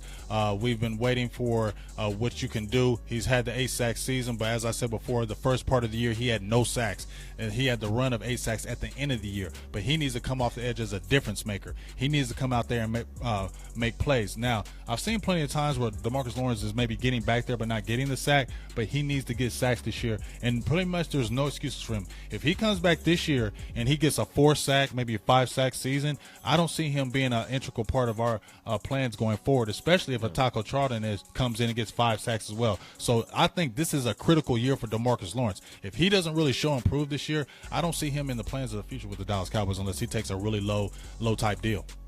Stephen Jones has already proved it with Barry Church, with Lois Claiborne. There's no loyalty with him. I mean, there's not the loyalty, and if you're not going to be a player that's going to be expensive for us, we're not going to spend. Stephen Jones is about producing. If you're not producing, we're not spending that money on you. And if we can get guys that are cheaper than you, that are young and aggressive, we're going to go with those players now, and that's how we're going to keep building our team. We're not going for the high-priced players any longer. That's why I don't see Richard Sherman coming with us, because I don't see – they've already had a mindset of what we're going to do as far as we're going to spend every year. Feel me, G? Yep. Okay, so I hear, Ron, you asked me about Zeke. What do you think? Well, look at what Trail said, Manning. He said about Tyrone Crawford. What do you say? What's the expectations on a healthy Tyrone Crawford? Back at defensive tackle, or is he sticking at defensive end? Versatile. They're going to move him around. I like him at tackle. I think they're going to if somebody gets hurt, he'll place him in. I think he'll probably start off inside. I think they'll probably end up moving him during the game. We'll probably see a little bit of both, depending on the matchups. Yeah, I think from what I've seen from Big Dog Manning, I think the biggest thing to me is he's going to slide back on the inside. Where he got his big contract was playing on the inside. He didn't get the big contract playing on the outside defensive end. He got the big contract playing at defensive tackle, and that's where he looked so good because he could push the pocket up the middle. So many times with Crawford, when we saw him in his early years with the Cowboys, he was always getting there. He was always getting there, but he wasn't getting the sack. We pushed him on the inside, and then we slid him in with a bigger defensive tackle. Now he can slide in, he can push that pocket, and that's where he got his 5 sacks. That's where he got most of his damage. So I like him more as a defensive tackle. I don't like him going at defensive end. I think he's just a better tackle. And when you compare him with a Malik Collins, or you can throw Thornton in there, and you can throw those type, and then you get a Joey Ivy who is going to be an aggressive guy, McCurl. When you get those guys in there with Crawford, I think that's his best position. I think he has topped out as far as what his ceiling is. I think his ceiling is what it is. He's not going to be an 8-10 sack guy as far as like a Collins with us. I'm Malik Collins. My bad. I'm Malik Collins. I think he could be an 8 to 10 sack as a defensive tackle, but I don't see that from Crawford. I think he's just a 5 sack guy, and that's just what he is now for us. And so, having said that, I want me some glory hole. So I like Gage Thompson's question. What do you say? What about how deadly we could be on third down with Beasley and Switzer on the field at the same time? I'm loving that. I like it. And you know what? That's probably something similar to what the Panthers are thinking by getting Curtis Samuel and Christian McCaffrey. Mm-hmm. And then we throw Zeke in there with that. Mm-hmm. I mean, man, Dez, I'm telling you, making me salivate, Gage. I'm telling you, watch out for that kid, Jahad Thomas from Temple. If that kid makes the team, I'm telling you, he's a shifty back. He could be like a Darren Sproles type for us. And see, he won't have the pressure like Lance Dunbar would, because when Lance Dunbar came to us, we kept on trying to get him the ball, because we didn't have players around him who were like him. Right. But now we drafted players and got people in undrafted as free agents that are like that type. So now we don't have to force feed you. We can just drop the ball to you here and there, because you're not going to be in our plays all the time where we were trying to force feed Dunbar in there. We don't have to do that with like a Jahad Thomas if he makes the team, or even Ryan Switzer. We don't have to force him on the field. You can just be a great punt returner for us and just slide your way in on third down and things of that nature. 4 receiver packages in. Noah Brown, talk about him, because that's the kid that nobody's talking about, is that kid Noah Brown. You want to talk about somebody who's going to go out there and block for blocks. He's loves the block. He's going to knock your head off. I mean, and he's 6'2". He's probably end up being about 215, 220 pounds. Man. I'm telling you, Noah Brown, I feel like he was a steal in the 7th round for us.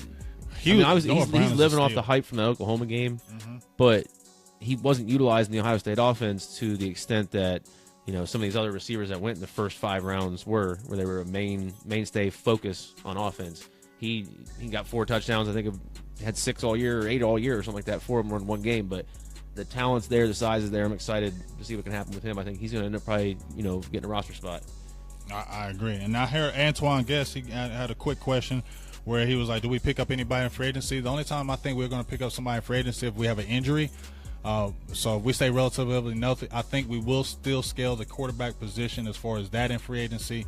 But I feel like everything else we're pretty much set. I mean, we have a deep core of receivers. It's going to be a battle at the receivers. It's going to be a battle on the defensive line. It's going to be a battle in the defensive secondary. I say maybe we pick up a linebacker, maybe, because we're not super heavy as far as linebackers go.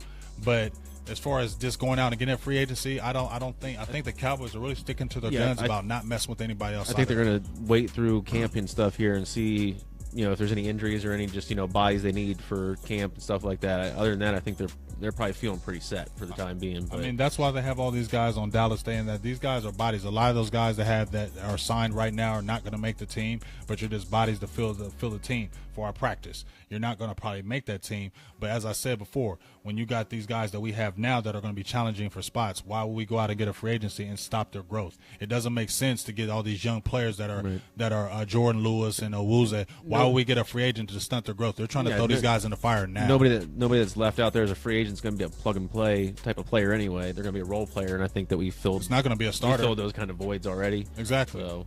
And I seen somebody ask me about what do we think Zeke was going to do as far as this year rushing. I think he's going to be a 1,500-yard rusher until he leaves us. I don't know why he would slow down. All things he's only going to get he's better. He's just going to keep getting better. And I already told you, I think might he's going. explode this year. I think he's going. NBA 2K. He might I think explode he's this going year. over this year. I think he's going to.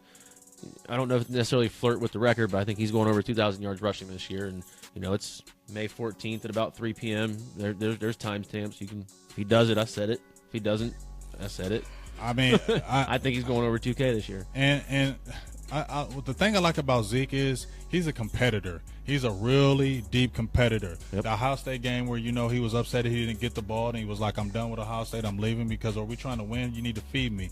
And I think 85 yards through the heart of Alabama. And I think Ohio State fans know what I'm talking I think about. we understand what Zeke brings to the table. So when Zeke really gets going and starts busting those 8, 9, 10-yard gains, it just starts opening it up for Dak. That's when we throw a Switzer in. That's when we maybe throw a Noah Brown in. And that's when you throw a Rico Gathers in when we're inside we're inside the 10-yard line. That's why I like having Darren McFadden, too, is because Zeke had a crap ton of carries last year. Yeah. He's going to get a crap ton this year. You might see him get the ball more in the passing game this year. Oh, yeah. McFadden's going to be able to take that load off a little bit. I totally agree with McFadden. McFadden's fast, man. Yes, I don't know why people dog him. He was injury prone. You know what I mean? He had an injury-free year with us when he was fourth leading rush. Right. Other than when he couldn't grab his iPhone. Right. That the weirdo accident. That worked at once again.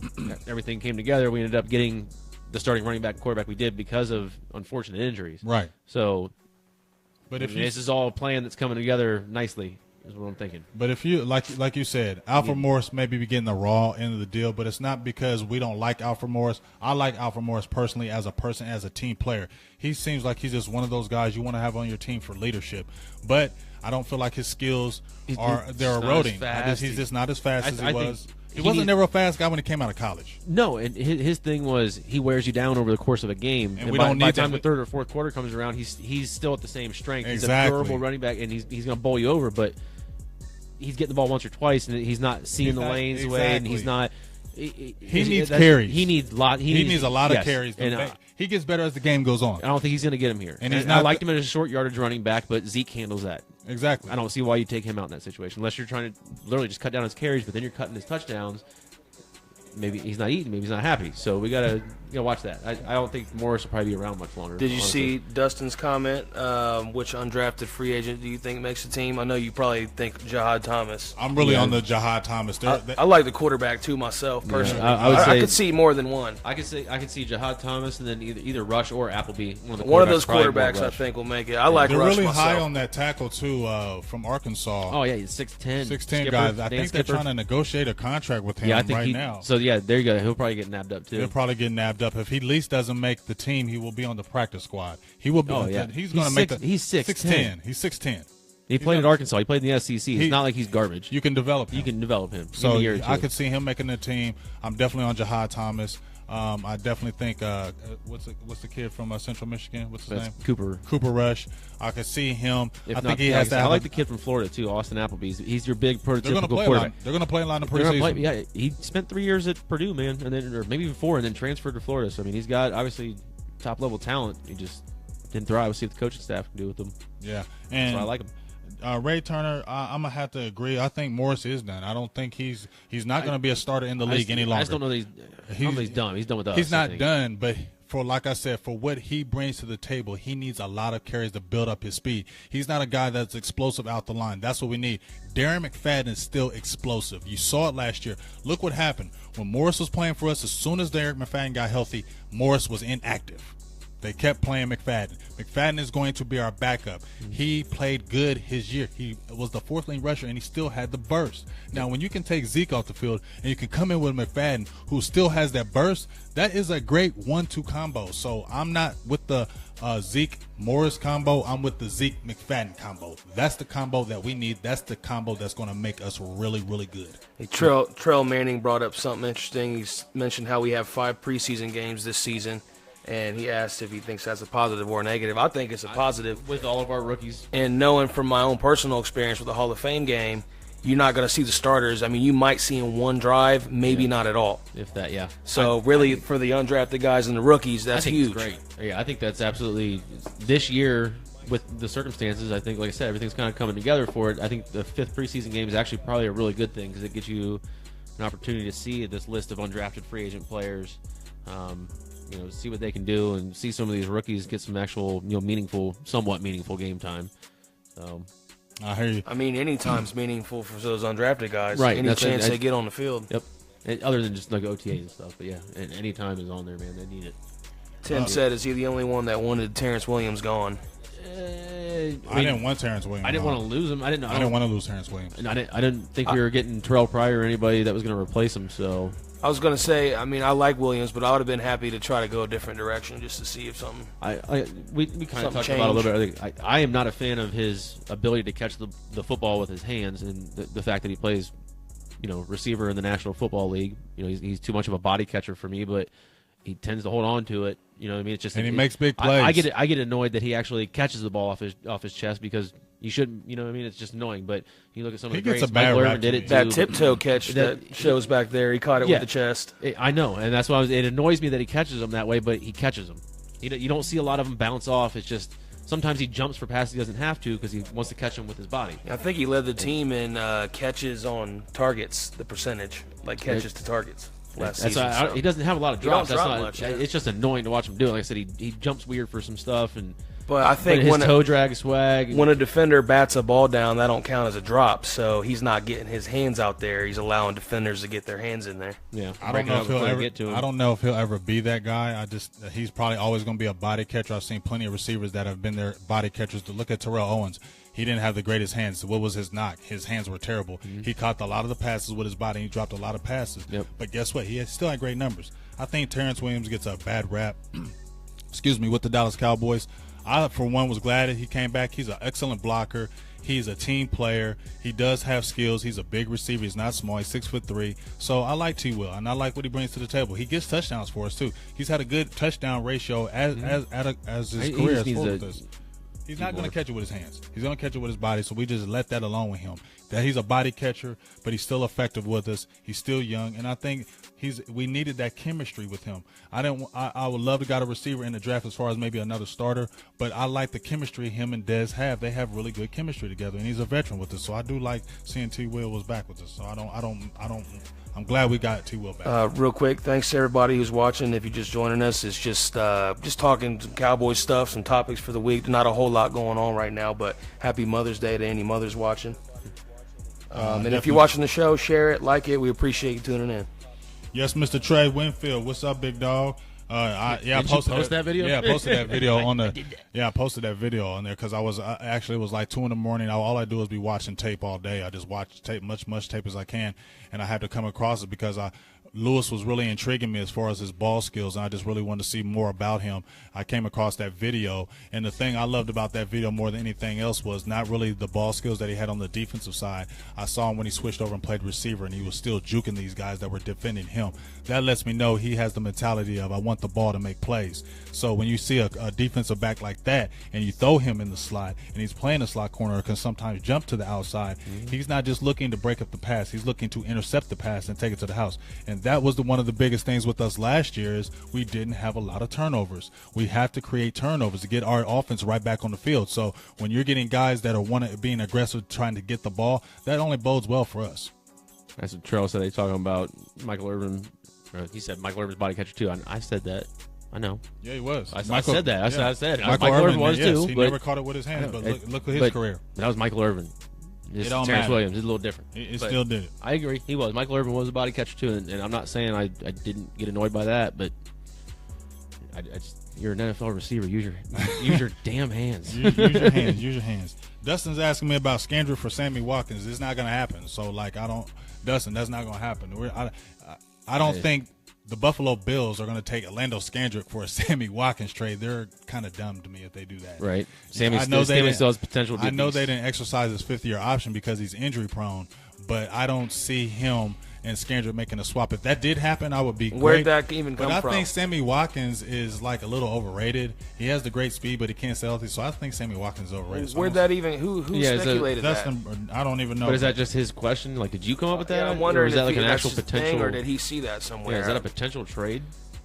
I'm just curious. I don't know. I didn't write. No, I didn't write about a Scandrick. Oh yeah, I did. I said Scandrick for Who was it? Scandrick for somebody. It was a straight up trade. I think I did. It was an article that was posted. I said if we had a chance to get Scandrick for Sammy Watkins, would y'all do it?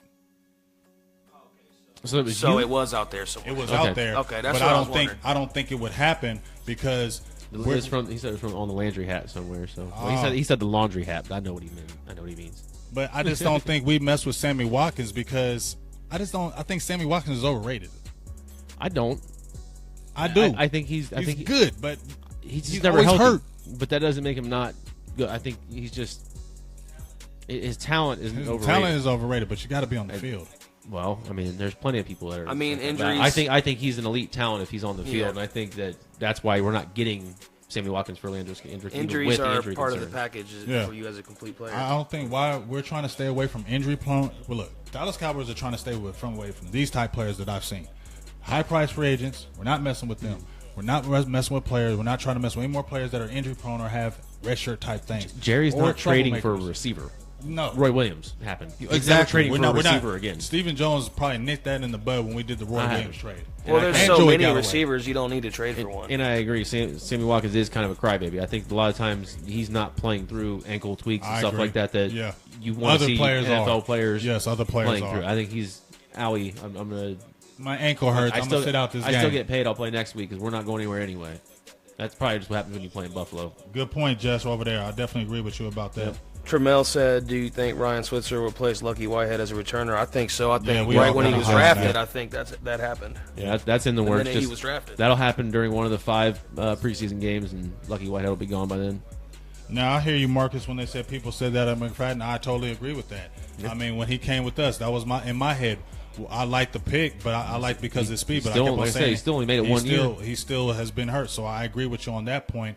But at the end of the fell. day, he's a receiver that we already have a stable of receivers. So why would we go out and get him? He's injury prone. We didn't have a stable of running backs when we got Darren McFadden. We had nobody. Yeah. So we had Joseph Randall and Darren McFadden. And it's kind of like what I talked about last week. How for me, the receiver position is a little overrated. So I think that they probably feel it's more what your quarterback likes than the talented receiver. A big name guy. Well, I mean, if you look at even the running back position was devalued for so long. I mean, what did Yeah. Alfred Morris do when he came Right. in the league? He had 1,600 yards rushing. He was like third on the ever. So that position is being devalued. You can get good running backs in the 5th and 6th round, just like Yeah. you get good receivers in the 6th and 7th round. There was a stretch there, like 3 or 4 years, where there was no running backs taken in the first round. I mean, Zeke really stopped the trend. I mean, he's the reason. Todd Gurley the year before, Zeke top Exactly, 10, exactly. Fournette this year. And you So could it's probably back. Fournette could probably thank Zeke for getting him in that top 5 this year. Because I just had a random thought. Perrine, the running back from Oklahoma, Washington got him. Oh, yeah. from Oklahoma. Sajay Perine. Perrine, Samaje, yeah. That I guy's think he'll going to be be good. good, man. And his He will problem be is he'll good. be playing in Washington, so he'll suck. I'm worried about him. He'll suck. I just had a random thought. I was thinking about the Redskins and like how they got that and how that hurts us. Okay, so I hear Latia, and happy Mother's Day if you're a mother. Just happy Mother's Day, period. Who is my favorite player? Des Bryant.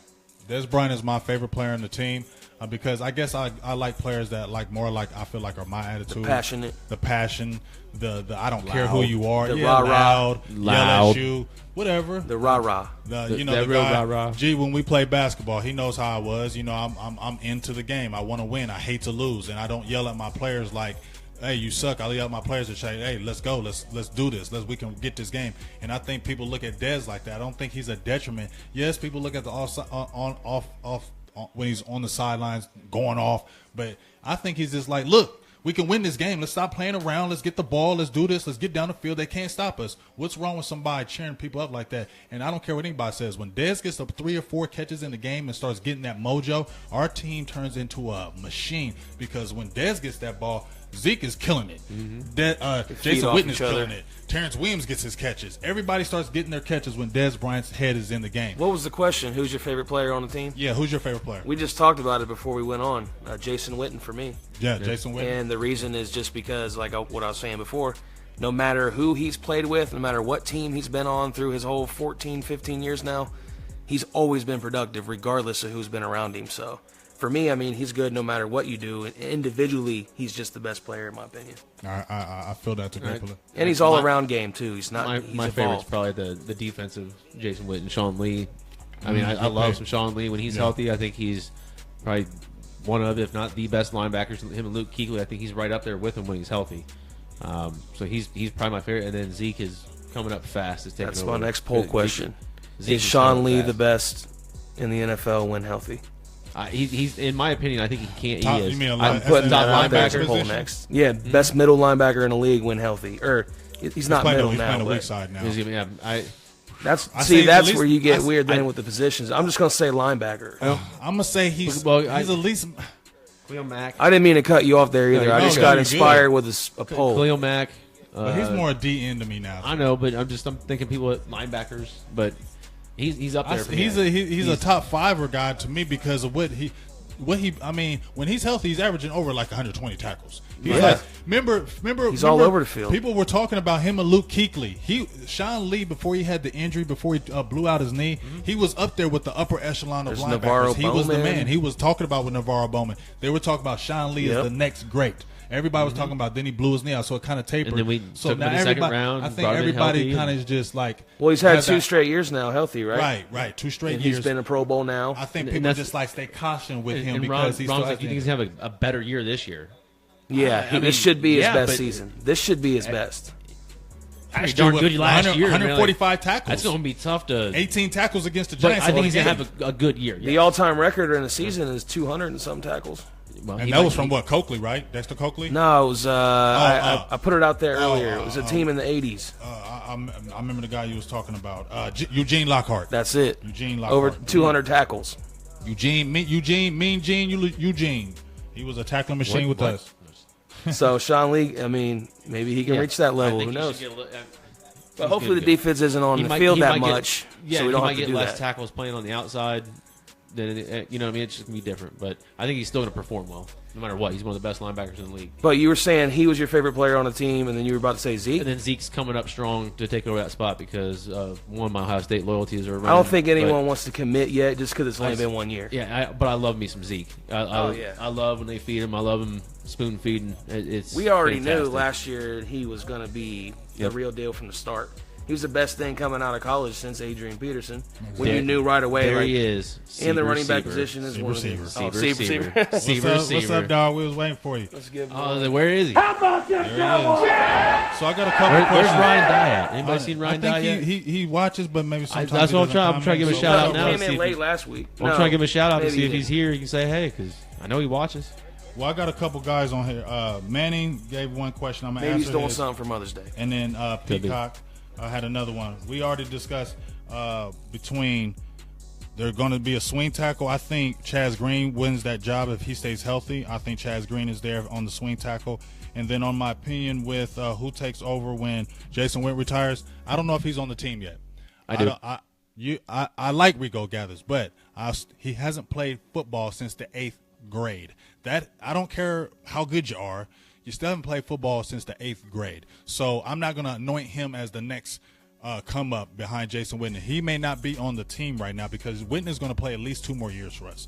I see Witten playing at least 2 more years. So I don't know if it's Rico Gathers. I have to see more from Gathers. I'm not dogging. I love Gathers, but I need to see more. So I don't know yet if he's on the team. Let me see more of some Rico Gathers before I make any inclination. All we really have right now is the vote of confidence that he gave, and like we broke it down before, that's probably a chain, reaction type deal from the coaches instilling that confidence in him. So that's about all we have to go on, and you got at least like that.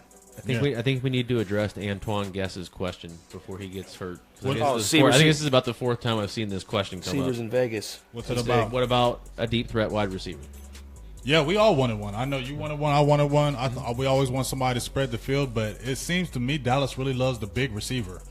You look at Bryce Butler, 6'3", Dez Bryant, 6'2", Terrence Williams, 6'3". We just got Noah Brown, 6'2". We got the kid Andy Jones, 6'2". Terrence Williams has the speed to be that guy. We got to unload it to him.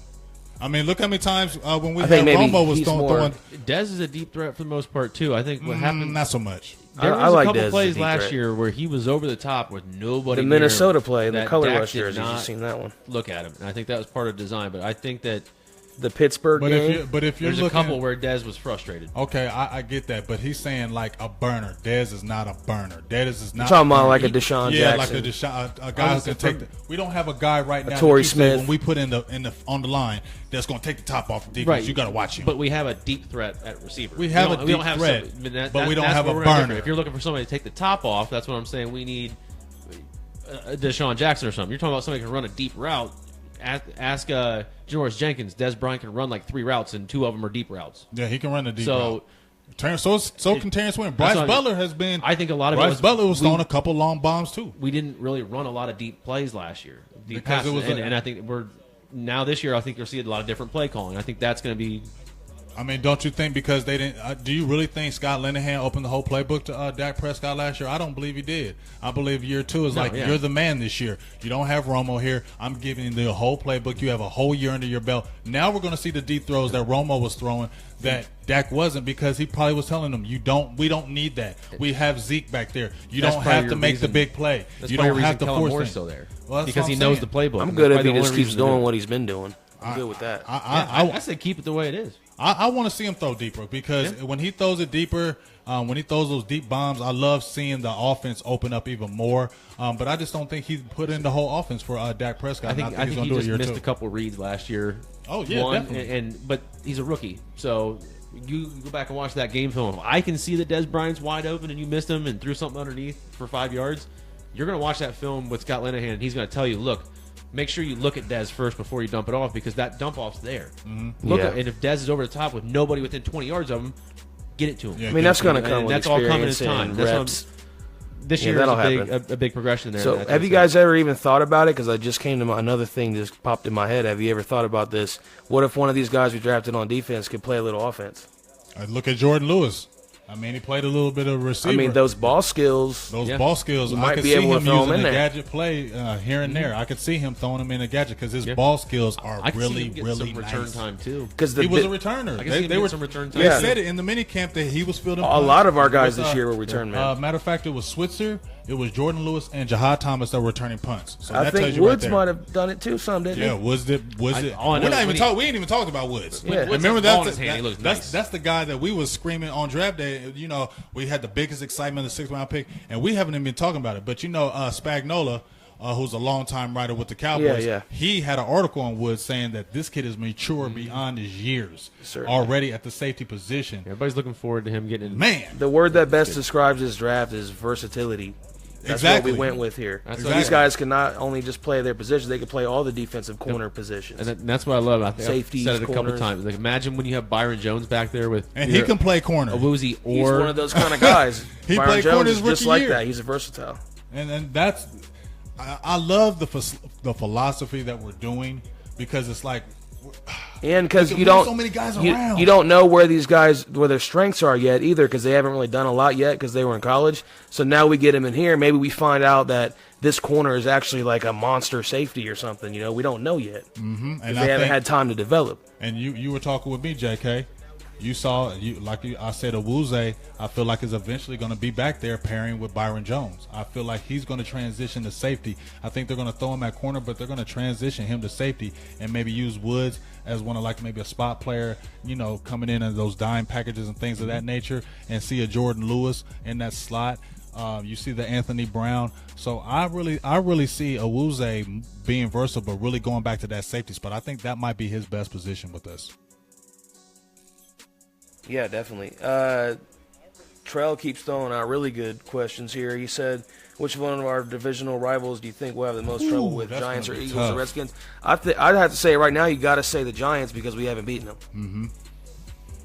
I mean, they were really close games, but we haven't beaten them. So I think that, maybe the Eagles kind of gave us tough games too. That's who I was handled about to the say. Redskins. I believe I'm Giants because I was telling you last year, G, about the Giants. I thought the Giants were going to be the team that gave us problems. We talked about that last year, but for some reason, man, I feel like Philly's going to be really sneaky this year. I think Carson Wentz is going to be a lot better year 2, and I think the weapons and I think Barnett is going to be a stud. They got a lot of new weapons for him. Torrey Smith. Who else are they bringing in? Jeffrey. Alshon Jeffrey. That's amazing. And they still have Jordan Matthews. Still have Jordan Matthews. What do you think? What do you think about what you call? I don't know. We good? I was gonna. Shut up. You asked me like 5 minutes ago. I was like, he said, "What do you think, J.K.?" But I think the Giants, the Eagles. I'll go with the Eagles or the Giants myself too. So none of us are worried about the Redskins. I would say the Giants. I honestly, they're a little tough. Yeah. Obviously, we haven't beat them. They're the ones I hate, and I hate the Eagles. The Eagles have a lot of talent building up around them. Eli just has a lot going crazy on us. Yeah, I'm worried about them Eagles. I think Manning Star is fading.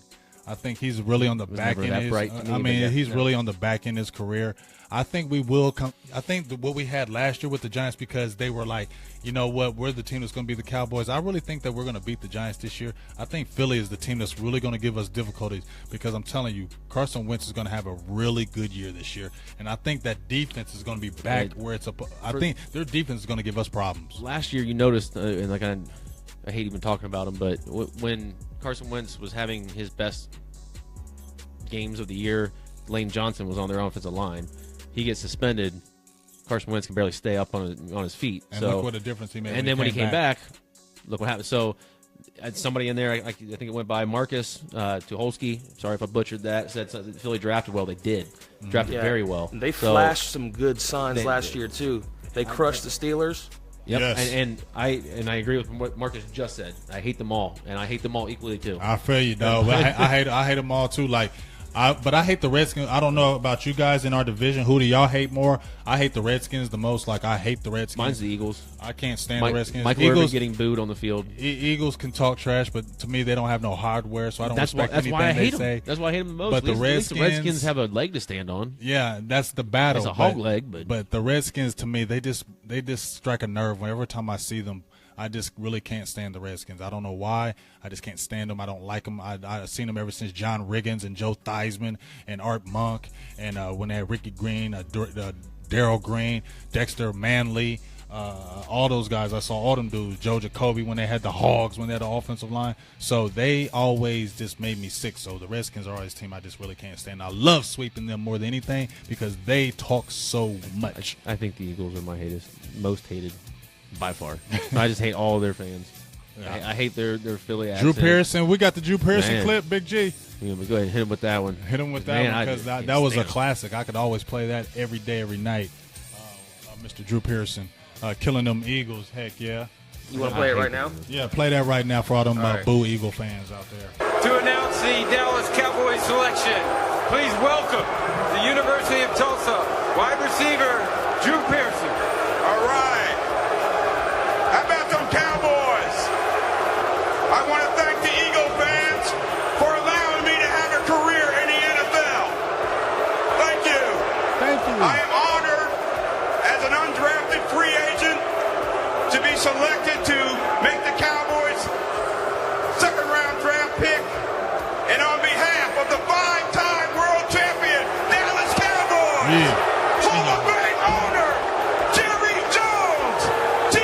Jones and the Jones family, Coach Jason Garrett, all the Cowboy players that played before me, that played with me, and played after me. With the second pick, 60th pick in the second round, the Dallas Cowboys select defensive back from Colorado, Chidobe Awuzie. That's how you go in somebody's house. That's how you go in somebody's house. And you know what's so even better? How everybody copied, like they copied the Cowboys. They copied them right after that. But you can't get it. There's only one original. That's why we have the star. And I think a lot of people hate us because we have the star. We're stars. We win. I don't care if we ain't won in 20 years. We still have 5 Super Bowls. We're still in that upper echelon as all-time wins, all-time playoff wins, all-time Super Bowls. So no matter what you say, we're always a threat. Only one time do I remember when we had the dreaded Dave Campo and we were going 5-11 those years. Did you really say the Cowboys had terrible years? We just don't have them in Dallas land. So all you haters out there that say Cowboys suck, it's just not a legit beef. The only thing you can say is the 20-year thing, and that's the only thing you got, because year in and year out, Cowboys are competitive every single year. People want to play for us. People want to root for us. People want to watch us, whether you love us or hate us. You heard what Michael Irvin said. He's coming back with it. Show him, Jay. You love them or you hate them, but you will tune in and turn in to see what people are saying about it. That's why they call America's team. Wrap it up on today's question. What's that? Starting 5 for the secondary. Starting 5 for the secondary. Ooh, that's tough. You want to mention anything about the top 100? Oh, yes. Let's give shout-outs to those guys because we're about to wrap it up. Yeah, just do it real quick. So let's give a quick shout-out to Travis Frederick. He was 87th on the top 100 list. Sean Lee, who was Travis Frederick should have been on there, but Sean Lee definitely is deservingly so. He's 79. I really don't think he should have been higher than 79. He should have been like a 55 maybe, because when Sean Lee is healthy, he's still one of the best backers in the league. You can't get a mind like that. His anticipation is out of this world, and I love Sean Lee. So just think who else we're going to have in there. We're going to have a Tyron bunch Smith, of guys this year. Zach Martin is going to be in there. Dez Bryant's probably going to be in there. Zeke is definitely going to be there, and so is Dak Prescott. I'm just interested to see what numbers that they're going to put on those guys as far as the top 100, because all those guys I just named are going to be on the list this year. For sure. So you wanted to...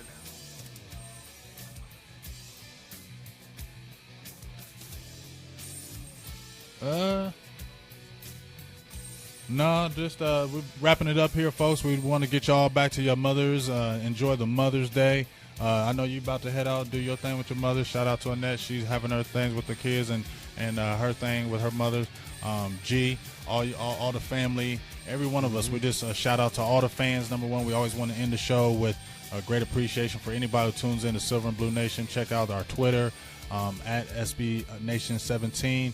Our website, silverandbluenation.com. You can go on the Facebook, which you're already looking at right here. So we love the support. We love people tuning in. We get the regulars. We love all you guys. Like for real, man. We love interjecting with all your questions. It's like, it makes this session fun. That's why we do it. We do it for y'all. We like to have fun. And we're talking Cowboys, and we can't wait till the regular season. Because when that regular season happens, you Cowboys fans, Silver and Blue Nation fans, tune in, because our shows will be fire, because we're going to have fun talking about them games this year. We're probably going to try to figure out a different time slot to do this during the season. Mm-hmm. So that's a few months away. If you guys want to come up with some suggestions of what time you guys are available and want to watch, want to see, I mean, fans we're open. Interject when you would like to see maybe an evening show. We are here for the fans. We are here for the fans.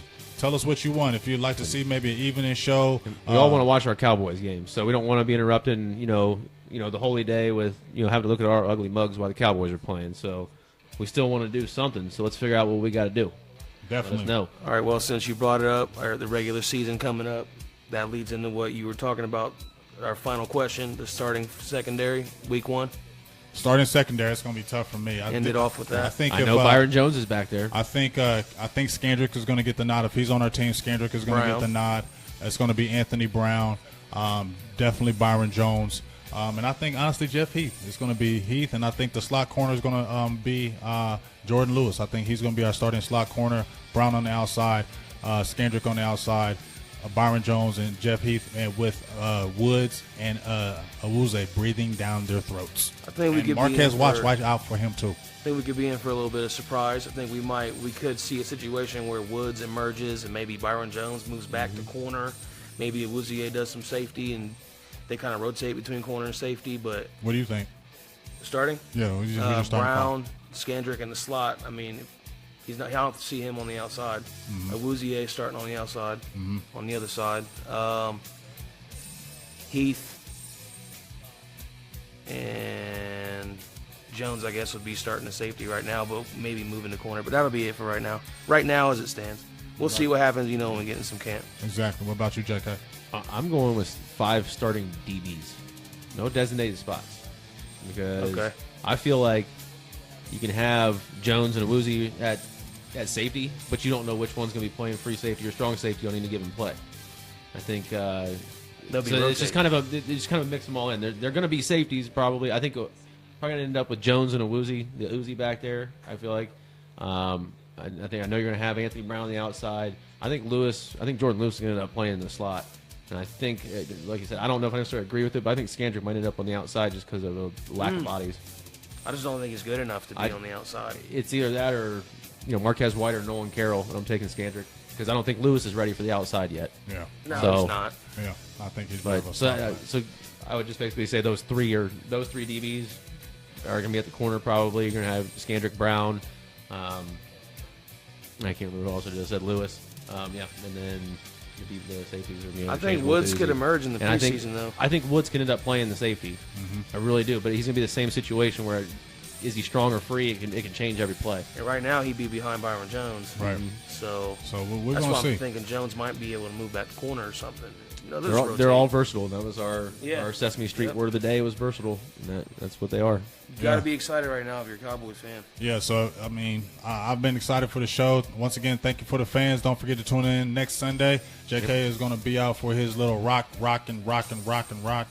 Metallica throwing the he be doing all that next week. I'm going to some white people music. I'm going to be here with the producer G. We're going to still have that Cooking It Up show. So make sure you tune in next week at the same time, 1:30 p.m. Eastern Central Time. Silver and Blue Nation. How about them Cowboys? I'm Big Game James. JK. Producer G. And we out. And we love y'all. How about them Cowboys? Dallas Cowboys for life. Happy Mother's Day. I don't have time to have a bad time. And it is a reminder, I've been here when it was glory hole days, and I've been here when it wasn't. And so having said that, I want me some glory hole. You love them or you hate them, but you will tune in and turn in to see what people are saying about them. That's why they call America's team. To announce the Dallas Cowboys selection, please welcome the University of Tulsa wide receiver, Drew Pearson. All right. How about them Cowboys? I want to thank the Eagle fans for allowing me to have a career in the NFL. Thank you. I am honored as an undrafted free agent to be selected to